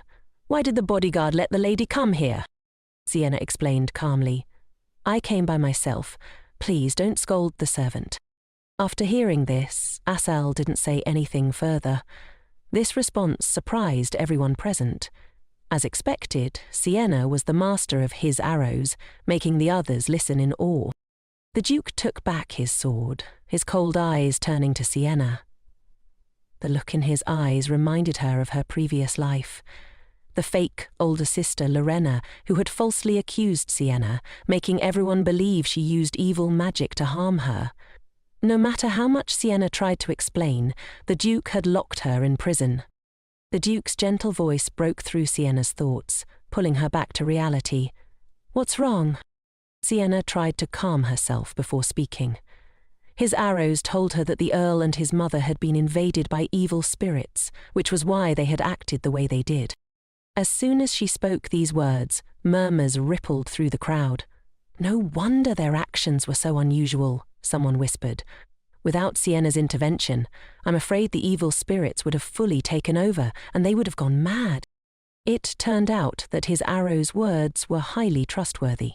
At that moment, Asle asked Sienna, "Why did you save the Earl and his mother? The noble adopted daughter was almost murdered, yet you prevented the execution of criminals at the last minute. I don't understand." Though the Earl and his mother were influenced by evil spirits and did bad things, they still threatened you. Why save them? Sienna replied calmly, "I'm not here to save them, and I don't have that ability either. I just don't think we should hide the truth. As for how they should be handled, it's not up to an orphan like me to decide. That's for the Duke to decide." The Duke pondered for a moment before delivering a new verdict. He decided that the Earl and his mother would have to give Sienna half of the mining shares from the Count's palace as compensation for damages. It was a lenient punishment. The Count's palace, in turn, expressed gratitude to Sienna for her actions. Isabel, recalling Sienna's life-saving intervention, vowed, "I will repay this favour." Sienna glanced at the share contract, her eyes widening. It turned out the mine wasn't just about ordinary gems. It also contained gem essences that could create magic. These essences could be used to engrave cleansing spells or make powerful amulets, making the mine extremely valuable. Sienna hesitated, not wanting to accept it. "It's too expensive," she thought. In her previous life, this mine had belonged to Isabel, and she had lost it to Lorena in an underground fight. Now, compensation for Lorena's loss had placed this massive fortune in Sienna's hands. She feared that accepting it might lead to disaster. Asle, sensing her reluctance, advised, "You should take it. This is an inseparable asset for the magician who owns the name. Perhaps the Duke or Grand Master could accept it for you?" At that moment, the Duke suddenly stood up, his gaze fixed on Sienna. "You are no longer an orphan," he said sincerely. "You are the owner of the name Jaros. With that title comes great privilege, but also great responsibility." His words hit Sienna hard, leaving her feeling an immense sense of pressure. Sienna was taken aback by the Duke's words. "So, Sienna, if you still want to give up your responsibility, then just leave," he said calmly. "We can live as we please. You don't have to care about other people's opinions. The freedom that Nasha guarantees you, even I cannot violate it. So from now on, don't say you're an orphan anymore. Nasha will always be behind you." Sienna was utterly surprised. The Duke's expression was sincere, and there was even a hint of mercy in his tone. For a moment she was stunned. It seemed that the things from her past life were not meant to happen in this one. She was the only one bound by those memories. Could she really forget the unforgettable pains of her past? Could she begin a new life calmly, without those haunting memories? She couldn't do it. There was no apology or remorse for what had happened. She couldn't forgive easily. She would rather carry those memories with her for the rest of her life. Although the Earl's government had compensated her, it wasn't over yet. Before she could focus on that, Deborah had discovered a bottle of poison that could temporarily suppress magical powers. The origins of this drug were unclear, just as the source of the evil spirits affecting the Count and his mother remained a mystery. Everything needed to be thoroughly investigated. Late at night, Michael found himself in a familiar room. A man was pacing nervously in front of him, muttering curses. "This is so arrogant. Doesn't even want to see him. I don't understand why my father brought that child to the palace." Michael sat frozen in the chair, unable to move. Who is that person? He wondered. The man turned around, and when Michael saw his face, he was shocked to realize that it was himself. He woke up startled, realizing he had just dreamt about his future. He broke out in a cold sweat. Who is the person I hate so much in my dream? And who is the girl who keeps flashing in my mind? Seth, meanwhile, congratulated Sienna on becoming a healing mage. "Thank you for bringing spring to my palace. Even though I didn't see that moment myself, I feel the blessing. I'm very happy." Seth looked at Sienna, feeling reassured by her growth. He also secretly admired the Duke's wise decision. Before that, someone had suggested that the Duke hold a victory party and publicly reveal Sienna's identity as a healing mage. However, the Duke chose to keep it a secret. He explained that Sienna wasn't used to being recognized as Natcha's daughter, and he forbade any outsiders from making contact with her. The nobles who had hoped to use her position to climb higher in society were worried. With the Duke pampering Sienna so much, how would they find opportunities to flatter her? But the Duke didn't make it difficult for them. Instead, he provided all sorts of extravagant gifts: toys, books, and treasures gilded with gold and inlaid with pearls. These were all gifts from the nobility. However, the Duke insisted that they be returned. At the time, Seth didn't fully understand, but now, seeing Sienna's smile, he realized that the Duke had wanted to protect her. His actions had been thoughtfully planned out. Since Sienna had become a healing mage, she would be required to attend military school once she turned 14. So, Seth began teaching her the basics. This was exactly what Sienna had been hoping for. She eagerly took notes as Seth explained the principles of shamanic healing. Seeing how attentively Sienna listened to the lecture, Seth decided not to assign homework. However, to his surprise, Sienna was a bit disappointed. "Actually, doing homework is quite interesting," she admitted. This was the first time Seth had ever heard a student speak so positively about assignments. It was as if the great master had accidentally exposed a weakness in his own teaching approach. Forced to teach, Seth's tiring and painful career as a mentor began. But now, with a student like Sienna, diligent and eager to learn, his once gloomy life was finally beginning to shine with hope. Miss Sienna is a great student, Seth thought, touched by her hard-working spirit. She truly was an angel. One person was attracted by the wit and humor in the teacher's teaching style. The harmonious teacher-student relationship was simply adorable. "Okay, what homework do you want, miss?" "As long as it's assigned by the teacher, any assignment is fine." Just then, Michael walked in and saw this scene. "Are you two crazy? Should we invite a doctor to take a look at both of you?" he joked. Deborah smiled. The two of them are just very passionate about knowledge. This was Michael's first time seeing Sienna smile so happily. At mealtime, Sienna often lost interest in studying and would start to feel sleepy. Michael couldn't help but remind her, "Stay awake. After eating, we're going out." This woke Sienna up immediately. "Let's go shopping on the street," she said. In their previous life, at the orphanage, the headmaster was afraid they would cause trouble, so he didn't allow them to go out.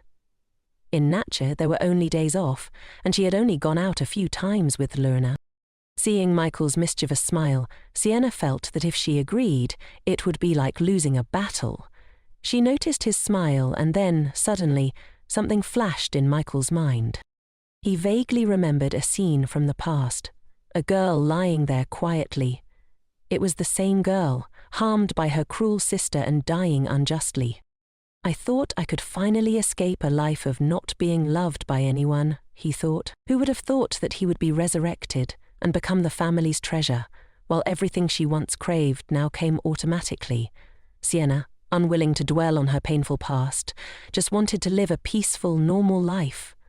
Unexpectedly, she became the owner of the Hazaro artifact, transforming into a healing mage with extraordinary powers. The girl, burdened with this new responsibility, yearned to grow stronger, dedicating herself to study so intensely that she often forgot to eat or sleep. Michael, seeing how tired Sienna had become, couldn't bear it. He took her out to relax and enjoy herself. It was the first time in 2 lifetimes that Sienna had ventured into a bustling neighborhood to have fun. As they strolled through the lively streets, she was filled with joy. Michael enthusiastically explained the sights, and passers-by, noticing the carriage from the Duke's palace, greeted him warmly. When they saw Michael helping Sienna out of the carriage, it confirmed their suspicions. This was the pampered lady whispered about in the noble circles. Sienna was curious about everything she saw. Michael remained attentive, ensuring she was well fed and comfortable. "Isn't it fun, just taking a walk?" he asked, smiling. "It really is," Sienna replied, savouring the rare moment of relaxation. As they continued their walk, something caught Sienna's eye, a pair of red shoes displayed in a store window. Michael followed Sienna's gaze and immediately said, "I'll buy them for you." He asked the store owner to let Sienna try on the shoes. Soon she was invited to sit down, and under the careful service of the attendant, the shoes were slipped onto her feet. The boy and the butler gave approving thumbs up. Sienna, feeling a bit embarrassed by all the enthusiasm, said, "I was just looking at them." "Oh my, these shoes look like they were made just for you," Michael exclaimed, and without hesitation he purchased them. Sienna was about to refuse, but Michael's sincerity made it hard to say no. "Take them. I really want to buy them for you," he insisted. Next, they visited a toy store. While the adorable teddy bears were cute, what really caught Sienna's attention was a house model. Though it appeared ordinary, the design was intricate. The living room, kitchen, and bedroom were all perfectly detailed. To Sienna, it wasn't just a model. It was a picture of the home she longed for. Both the orphanage and the Nata district she grew up in had simple houses, lacking the warmth of a family. As she gazed at the model, she secretly wished, "Would I ever have a house like this?" Suddenly, his Jaros appeared, flying into the tiny model house to explore. "I really like this little house. It's perfectly suited for my elegant temperament," he commented, clearly pleased. Michael, noticing his Jaros's approval, went ahead and paid for the house model. Curious, Sienna asked, "Does this little flame need a home too?" But his Jaros simply replied, "I just want to own it," leaving Sienna stunned. It was as if the little flame wanted a house for reasons beyond just having a place to live. After a while of bustling about, his Jaros clapped his hands and invited Sienna into the small house for a look. Before she had time to react, a powerful force swept her inside. "Welcome to our house," a voice echoed. Sienna blinked, bewildered, as she looked up at the unfamiliar red-haired man before her.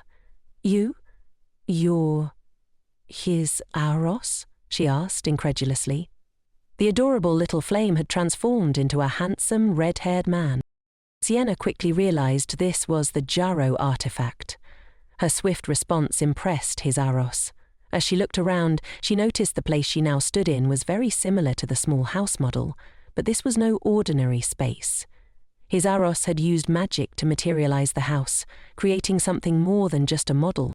"Why did you buy the house model?" Sienna asked, still confused. "Didn't you destroy my house? So why do we need a new one?" His Jaros smiled and explained, "If you hadn't left voluntarily, I wouldn't have broken the gem." Sienna wanted to argue but was interrupted as his Jaros got to the point. "Do you know that you are the child of Purification?" he asked. "You mean a healing magician?" Sienna responded. His Jaros continued, "In your unawakened state, your field hasn't fully opened. This palace, though, has already been purified once." Sienna was stunned by this revelation. His Jaros explained that children of purification, like her, possess the natural ability to cleanse their surroundings, effortlessly purifying spaces as they breathe. It all made sense now. Since entering the Nata district, Sienna had always felt drained. It turned out that her unconscious purification had been at work. However, the evil energy in the palace had accumulated for so long that her power alone wasn't enough to purify it entirely. "The last time I completed the purification, I fainted," Sienna recalled. "That's because your body couldn't handle it," his Jaros confirmed. "We have to leave here." "But it's not that simple. "This is her territory," Jaro interjected.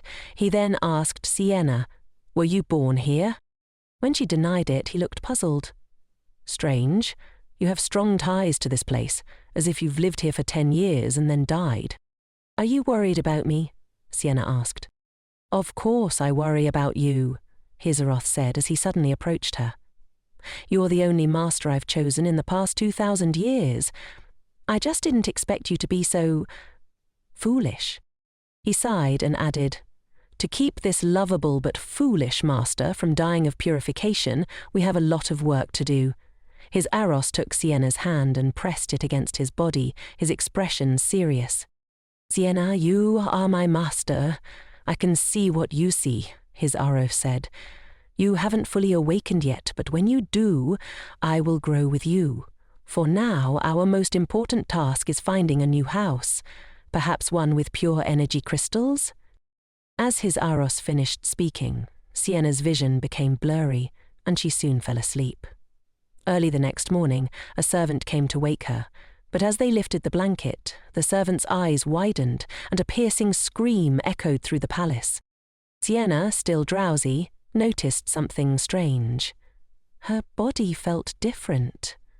"Why are my arms so short and chubby?" she wondered aloud. Deborah rushed into the room upon hearing the scream, and when she saw Sienna, she froze. The once teenage Sienna had shrunk, now appearing much younger. "Oh my God, she's so adorable!" Deborah exclaimed, wide-eyed and in disbelief. After the initial shock, she quickly examined Sienna, but there were no signs of illness or anything unusual about her health. Deborah immediately called for the Duke and the doctor. Sienna, now in a much smaller body, looked around in confusion. "What's happening?" she asked. Then a small, timid flame poked its head out. It was his Aros. "Sorry, might be my fault," he said quietly. "When the gem was broken, I clung too closely to you, which might have caused this transformation." Sienna's anger flared. "I just want to crush this little troublemaker," she thought, glaring at the flame hovering above her head. But his Eros quickly urged her, "You need to find a new home with pure energy crystals. That will restore you to your original form." The Duke arrived shortly after, stunned by the sight of a child version of Sienna. "What on earth is going on?" he asked. After a thorough examination, the doctor reassured everyone. "Sienna is completely healthy." Maybe it's because so many things have happened recently, Sienna thought to herself, signing a contract with a divine object, evolving her powers. All of it had disrupted the balance of magic within her body. That's how it had come to this. However, the doctor reassured her, "No need to worry. In about 2 weeks, things will return to normal." "We still have to wait that long?" Sienna groaned, feeling extremely down. She couldn't help but complain to the Duke, unaware of how adorable she looked in her current form. Every little action she made caused the servants to squeal with delight. At this moment, Sienna appeared no older than 3 or 4, her voice even becoming sweetly childish. Even the Duke couldn't resist reaching out to pinch her chubby cheeks. Sienna explained how she had ended up like this. It was all because of Jaro. She then remembered what Jaro had mentioned about needing a new home, one powered by the essence of gems. These gems served as both an energy source for magic items and tools for performing magic. However, since their supply was limited, they were incredibly expensive. Sienna recalled the mine that the Earl and her mother had compensated for, a place known for mining these gem essences. She mentioned this to the Duke, who gestured for her to follow him to a quieter place to talk. Sienna slowly crawled out of bed, her small, adorable form once again surprising the servants. As the Duke walked ahead, Sienna tried to follow, but the long skirts she was wearing hindered her movements, making her pant and struggle. Through the butler's gentle reminder, the Duke turned around and finally noticed Sienna lagging behind. "Your Highness." "I'm sorry. You go first. I'll catch up quickly," Sienna called out, thinking the Duke might be upset with her. Just as the Duke was about to pick up the little girl, Deborah appeared, apologizing. "I'm so sorry to trouble you, Your Highness. Please, don't worry. I'll carry the young lady." Without hesitation, Deborah scooped Sienna into her arms. The Duke, visibly embarrassed, awkwardly withdrew his hand and quickly turned to leave. Sienna, now in Deborah's arms, felt completely confused by the whole situation. Why does it feel like His Highness's back looks a bit sad? Sienna wondered. Is it possible that after turning into a child, something happened to my eyes? The butler sighed softly and explained, "It's not that, my lady. His Highness is a father of 2 children, yet he still doesn't know how to approach them." After Sienna told the Duke about his Orosa's request, the Duke ordered a servant to bring a bag. Inside were gems, precious quintessences of gemstones. Sienna was stunned. Even a coin-sized gem could buy a house in the center of the capital. How much is all of this worth? She thought in disbelief. The Duke continued, "Although you have shares in the mine, it would still take time to acquire gems, so I'm giving you mine." When the divine object is housed in a gemstone, it becomes more than just an object. It becomes a weapon encrusted with a soul stone. His Eros, now needing a new home, required both a gem and a weapon. Sienna stared at the pile of gem essence, thinking she would just have to choose one. But the Duke's expression turned grim. "What do you mean?" he asked. Sienna was confused. Shouldn't it be a gift of one precious gem, but now I still have to pay? The little girl held onto the priceless gems and asked, "Can I just have one?" The Duke's face became even more unsightly. "What do you mean, just one?" the Duke responded. "I'm giving you all of this." Sienna breathed a sigh of relief. "I don't need that much," she said, hesitating. But the Duke insisted. "You should take a little extra, just in case you need it." Overwhelmed by the Duke's generosity, Sienna marveled at the wealth of the Nata family. As one of the 3 founding families of the empire, they had accumulated wealth for generations, enough to ensure comfort for many lifetimes. The Duke then invited Sienna to rest and recover her health, offering to take her to the treasure store to choose something she liked, which could be encrusted with precious gemstones. At first, Sienna wanted to refuse, but then she reconsidered. "Living here, I've helped purify the Duke's palace," she thought. "It's only right to accept what they give." She realized that if she wanted to live independently in the future, she would need money. There was no need to refuse such an offer. Seeing that Sienna didn't refuse, the Duke sensed something different about this child, something wise beyond her years. Normally, she always seemed sad, but today there was a small change. She looked cute and innocent. The relationship between father and son felt much closer. In the blink of an eye, the weekend arrived, and the Grand Masters asked for Assel to return from military school again. The Duke himself noticed that his son had come home for 3 weeks in a row, which was really strange. Everyone saw the young master, and a kind servant reminded him, "Lady Sienna is currently in the study, reading a book." Assel coughed intentionally, trying to hide his embarrassment. Was he panicking just now?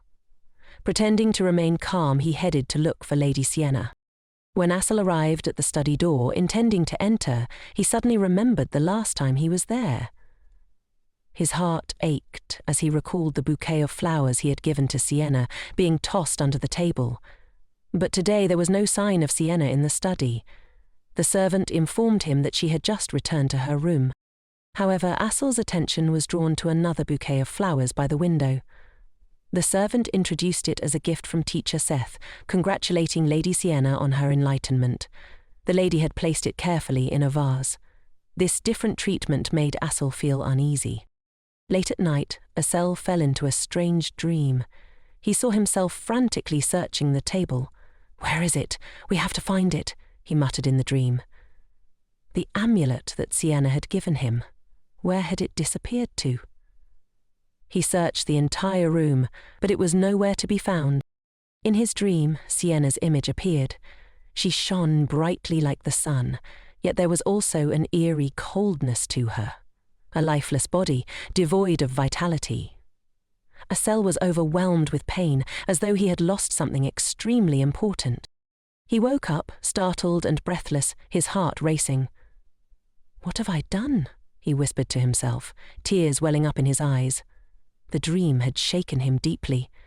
I threw away her heart so carelessly, he realized, feeling as though he had destroyed something irreplaceably precious with his own hands. Asle was in utter despair. This was the worst nightmare he had ever experienced.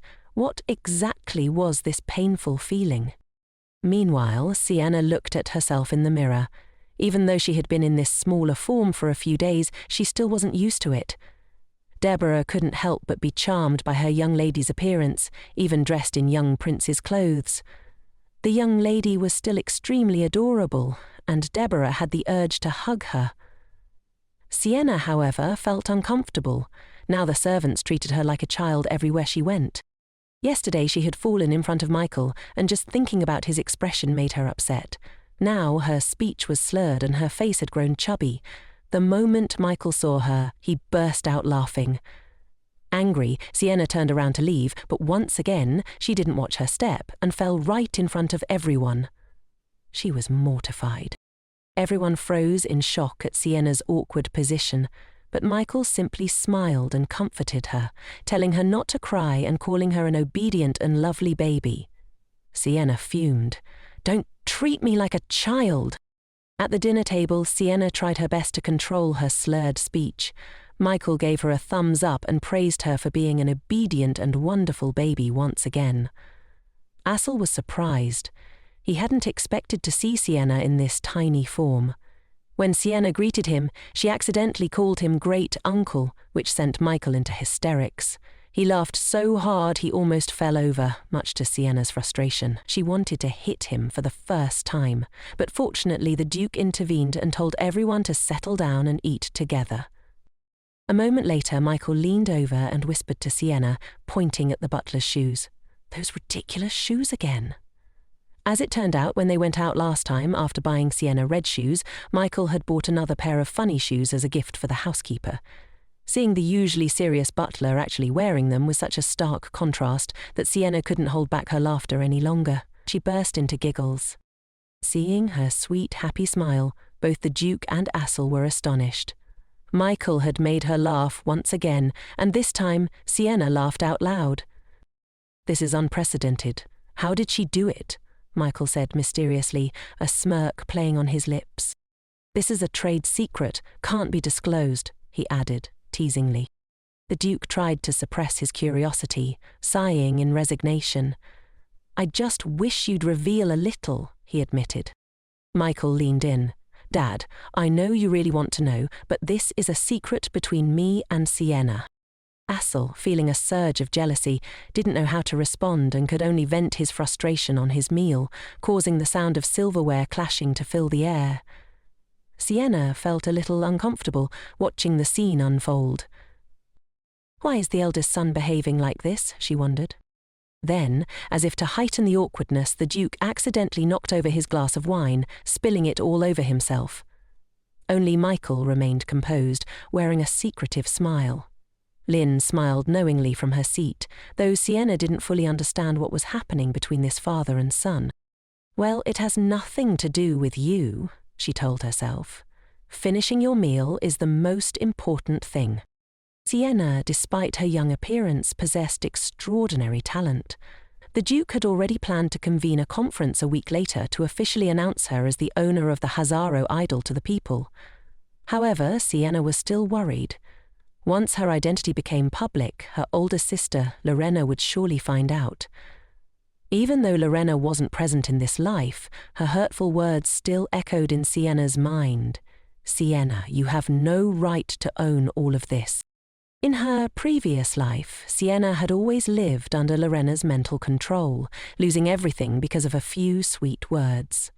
Looking back now, Sienna felt deeply embarrassed. In this life, she didn't want to trust anyone. She didn't want to love anyone anymore. A week later, the conference was held as planned, but Sienna's body still hadn't fully recovered. The thought of appearing in front of everyone in her current state made her anxious. Surely people would comment on her unusual appearance. Seeing her worried expression, the servants tried to cheer her up, offering her some homemade Cheerios. "Don't worry, my lady," they reassured her. "Your loveliness can conquer all."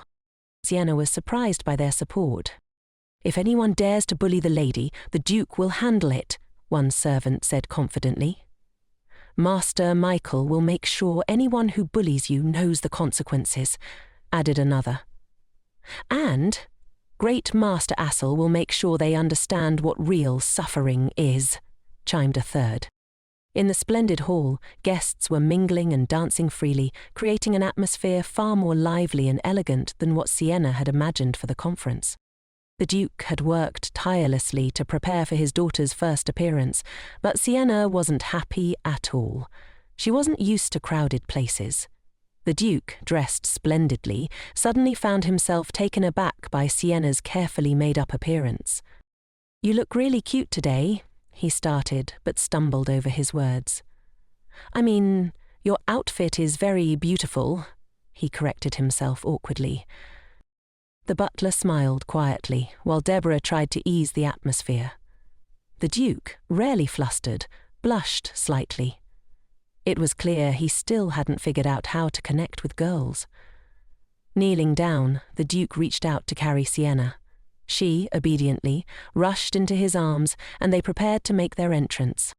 Everything was ready. Duke Nata and Lady Sienna appeared, drawing the attention of all the guests. The crowd's eyes were on the Duke and the little girl in his arms. Murmurs of admiration spread through the room. As rumoured, she became the Master of Hazaro at such a young age.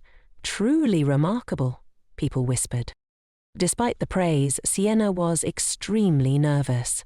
Sensing this, Michael walked over to take Sienna from the Duke's arms. Their close interaction sparked whispers among the guests. "Isn't Master Michael usually so distant? Why is he so close to her?" someone murmured. Assel reached out to help Sienna sit down on a chair. The actions of both father and son clearly demonstrated Sienna's important position within the Nata family. The Duke officially introduced Sienna to the crowd. "This is my adopted daughter, Sienna, and she is the rightful owner of the Hazaro idol." The revelation caused quite a stir. An ordinary orphan had become the Duke's adopted daughter and was chosen to wield the prestigious Hazaro idol. The guests were surprised, but they quickly began offering congratulations, praising the Duke and Michael for their generosity. However, Sienna, who had lived through a difficult past life, was very aware that many of the compliments were veiled in sarcasm and disdain. She could feel the whispers. An orphan sitting in such a position? How shameless! Michael, noticing Sienna's discomfort, called her name softly. He discreetly pulled her away from the crowded room to a quieter spot. Sienna, still reeling from the scene she had just witnessed, let herself be led, overwhelmed by it all. A mountain of gifts piled up before Sienna, each one a present from the guests. This is what the daughter of the Nata family should receive, Sienna thought. Michael encouraged her to pick one and open it, but Sienna felt a bit confused. "Choose the smallest one?" she asked. No, you must choose the biggest one," Michael insisted with a grin. With his guidance, Sienna hesitated before picking the smallest gift. However, Michael didn't let it go and excitedly placed her in the lap of a giant teddy bear. "Oh my God, Sienna, you fit this gift perfectly," Michael laughed with excitement. "Who gave such an exquisite gift?" he added, his smile wide. "If not her, then who else?" Michael teased. At that moment, Michael suddenly took Sienna's hand, gently placing it against his lips and kissing it lightly. "Congratulations, Your Highness, Princess of Nata," he said, his voice sincere. The girls around them looked on in envy, and Michael, still laughing, almost seemed to be glowing with joy. But Sienna, feeling the weight of the attention, couldn't help but feel uneasy.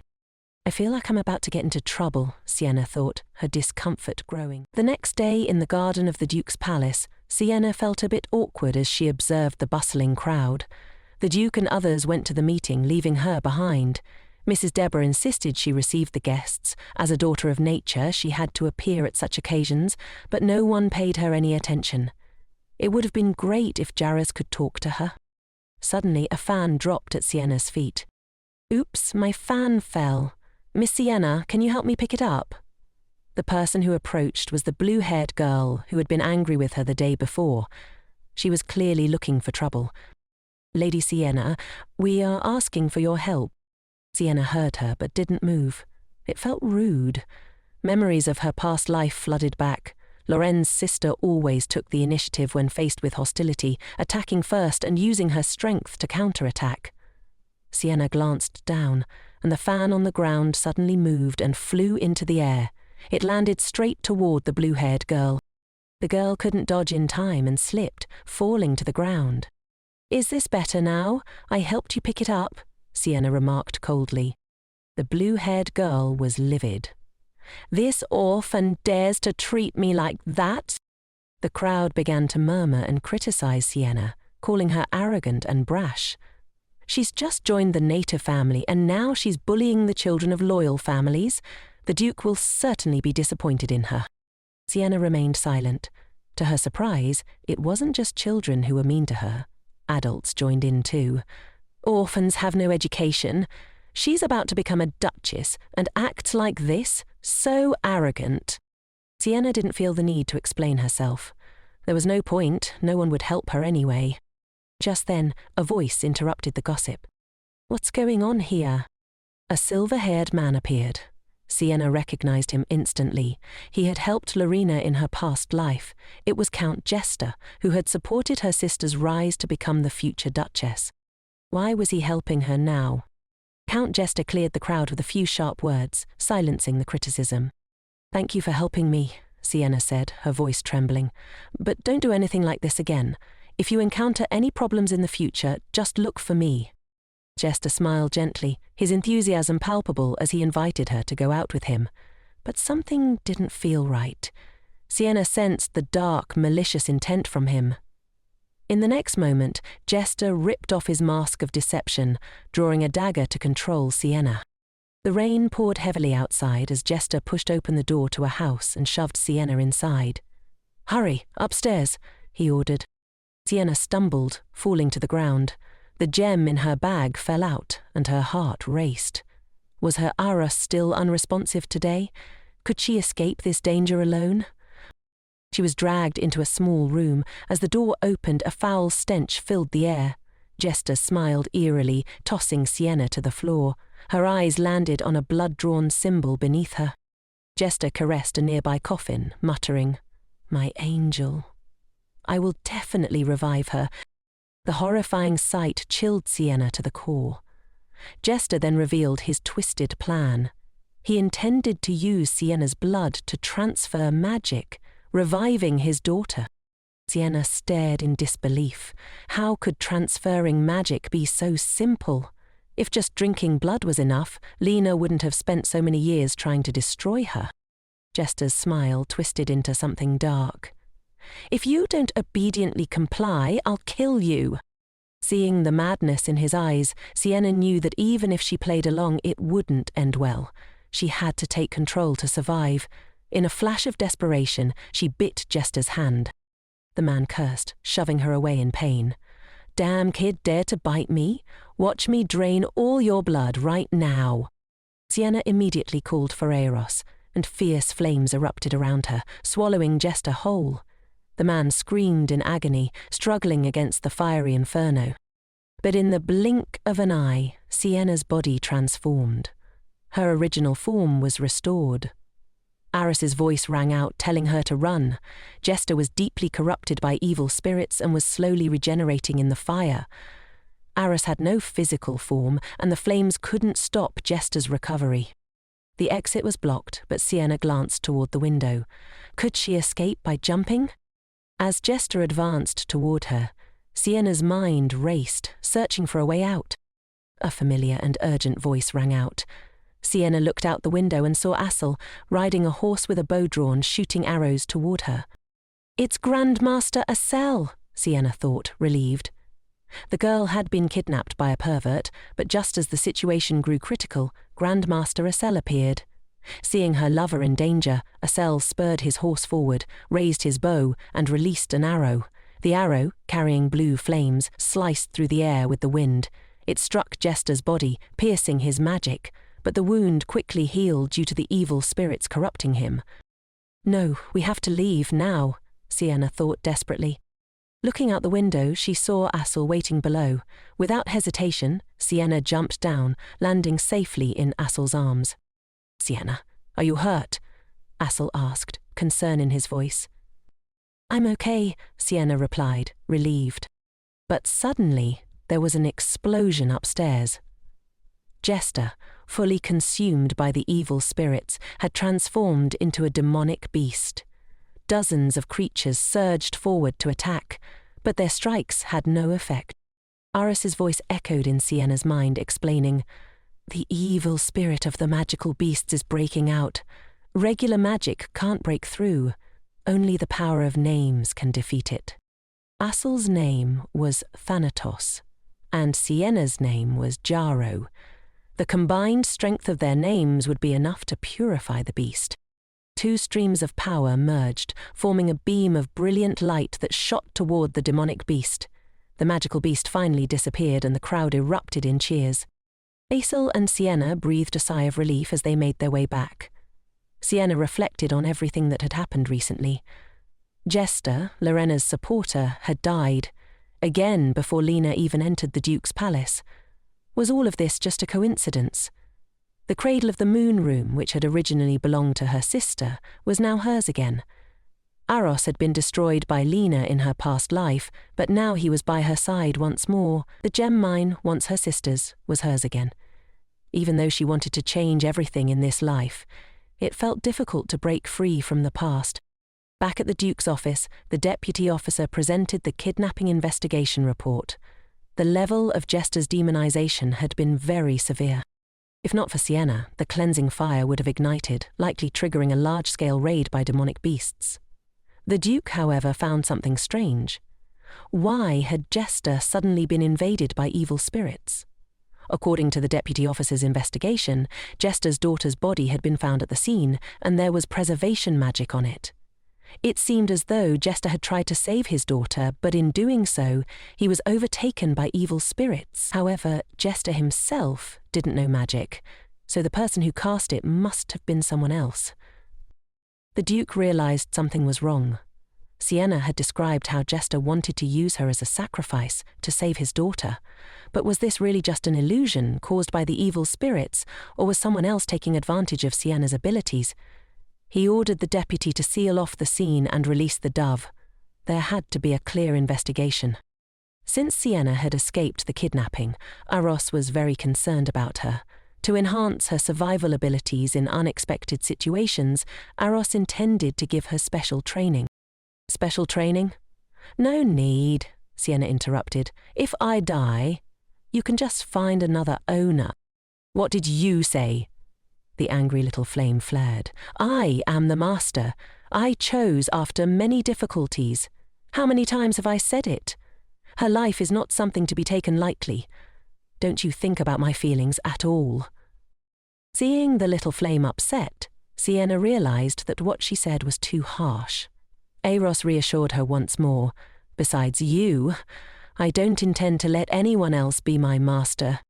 In that moment, Sienna's forgotten memories resurfaced, and she asked Aros, "So, is there any way to destroy destiny?" The little flame became angry, growing larger. "You want to destroy me again?" Sienna hastily explained. "I didn't mean that." After hearing Sienna's words, Aros began to understand the situation better. Sienna still couldn't explain why this was happening, but in her lost memories, it seemed that she wasn't always Aros's master, and Aros had been destroyed by someone else. The small flame paused, deep in thought. "Are you sure I will be destroyed? Maybe someone changed me," Sienna thought. She wondered if that was possible. But why would Lena do that? Even though Lena had never directly harmed Aros, she was still the genius mage chosen by millions. Lorena was born with rare healing abilities. She had once extended the life of a seriously ill emperor by a year, which had made her famous as a healing magician. "Does she not want you to be my master, so you took me away?" Sienna mused, feeling suspicious. At that time, when she had been robbed of her magic power, could she still become Eros's master? Even so, Eros chose her. I will still choose you as my master, Aros reassured her. Sienna's heart stopped for a moment. Even if I don't have magic power, you still choose me? Aros continued, determined. I want to give you special training. If you keep running away, you won't be able to live in peace. To stop Lena from sabotaging you again, you must become stronger. Aros gently placed his hand over Sienna's. Don't worry. You are not alone. Our contract is eternal. I will always stand by your side. So, your enemy is my enemy. I will always be by your side. The unexpected sincerity of his promise left Sienna confused. Those words seemed to warm the most sensitive corner of her heart, transforming her long-standing resentment and repression into tears. Lena had caused the deepest hurt in Sienna's life. She didn't want to trust anyone anymore. She had clearly determined to push everyone away, but deep inside, she still longed to be loved. I will forever be by your side. Aros's words brought immense strength to Sienna. I've decided, whatever happens, we'll face it together. I will become the best healing magician. A lifetime of being weak and cowardly like a mouse is enough, Sienna declared. Even though I don't know what the future holds, we will reach the top. I'll engrave your name, Eros, into it. People will always choose us. No matter what happens, we'll always be together. Her confident, bright appearance even surprised the Duke. There's something different about this child, he thought. The Duke asked about Sienna's health. Thank you for your concern, Your Highness. I'm okay, Sienna replied, not shying away from the Duke's gaze. She flashed a bright smile.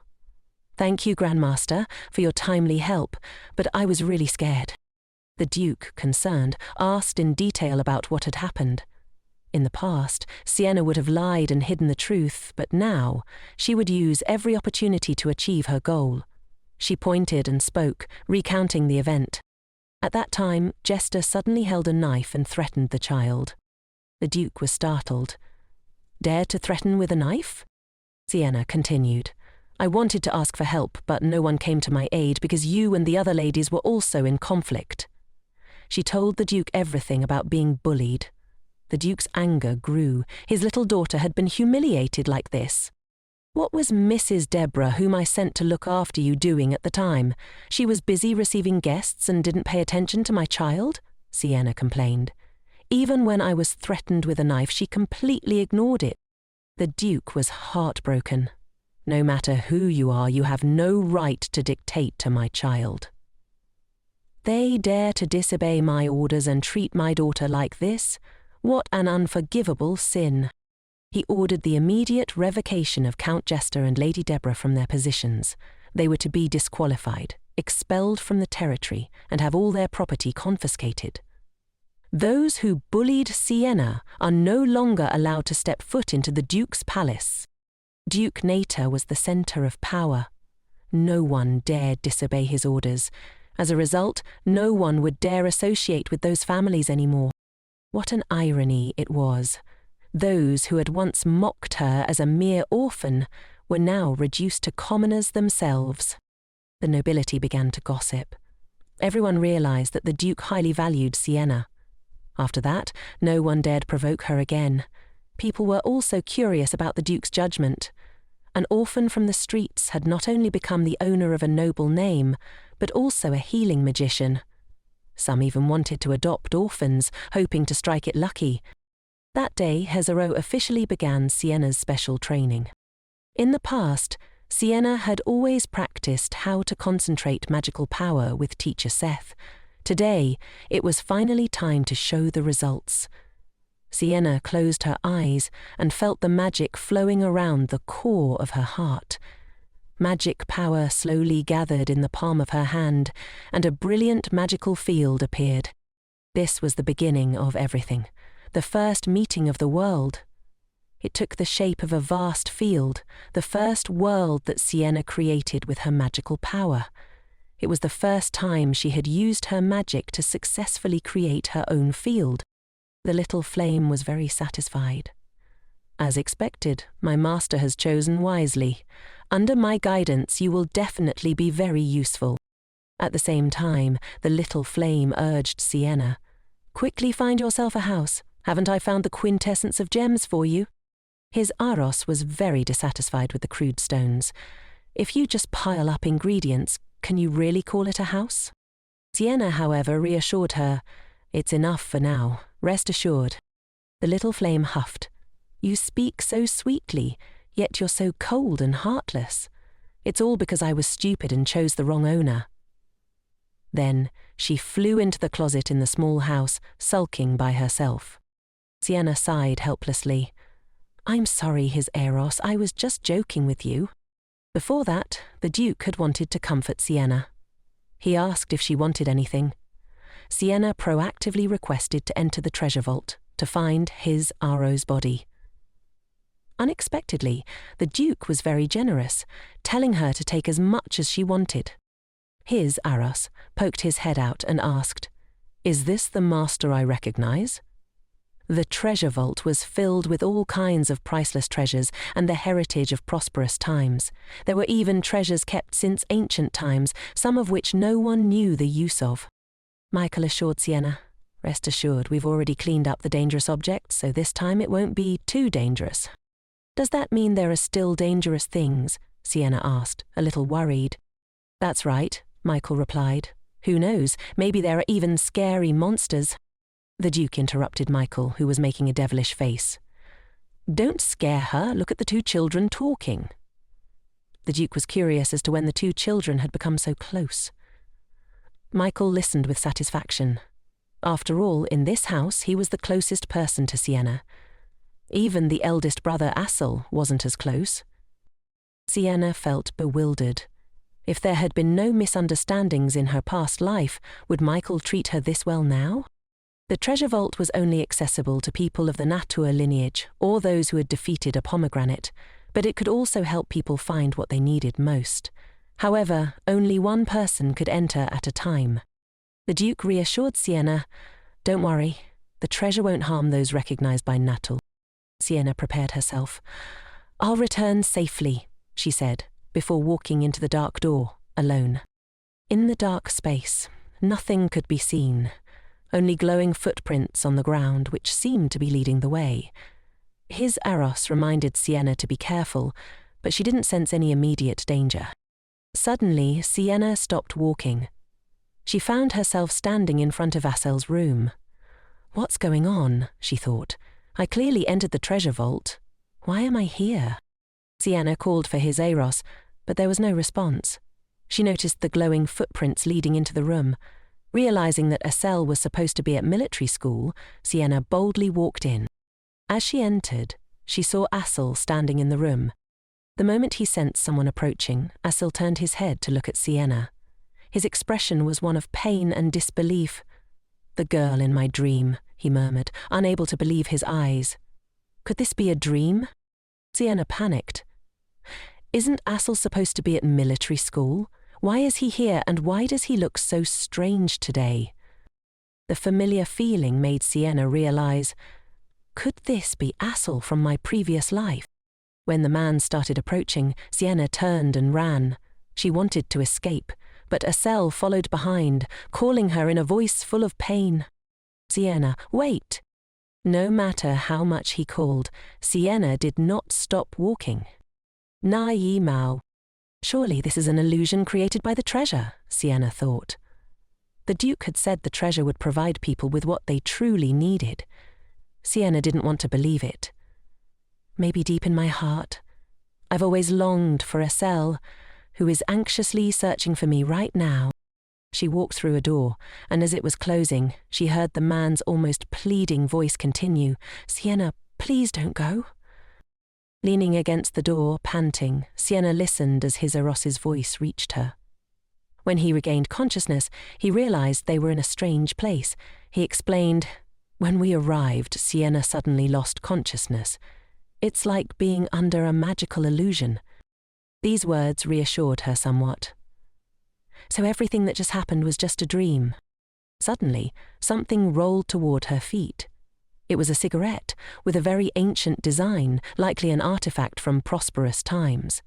His Eros looked at it, pacing back and forth. Sienna, I want to use this as a house. It's both ancient and enhanced with magic, and there are precious stones in it. It's made especially for us.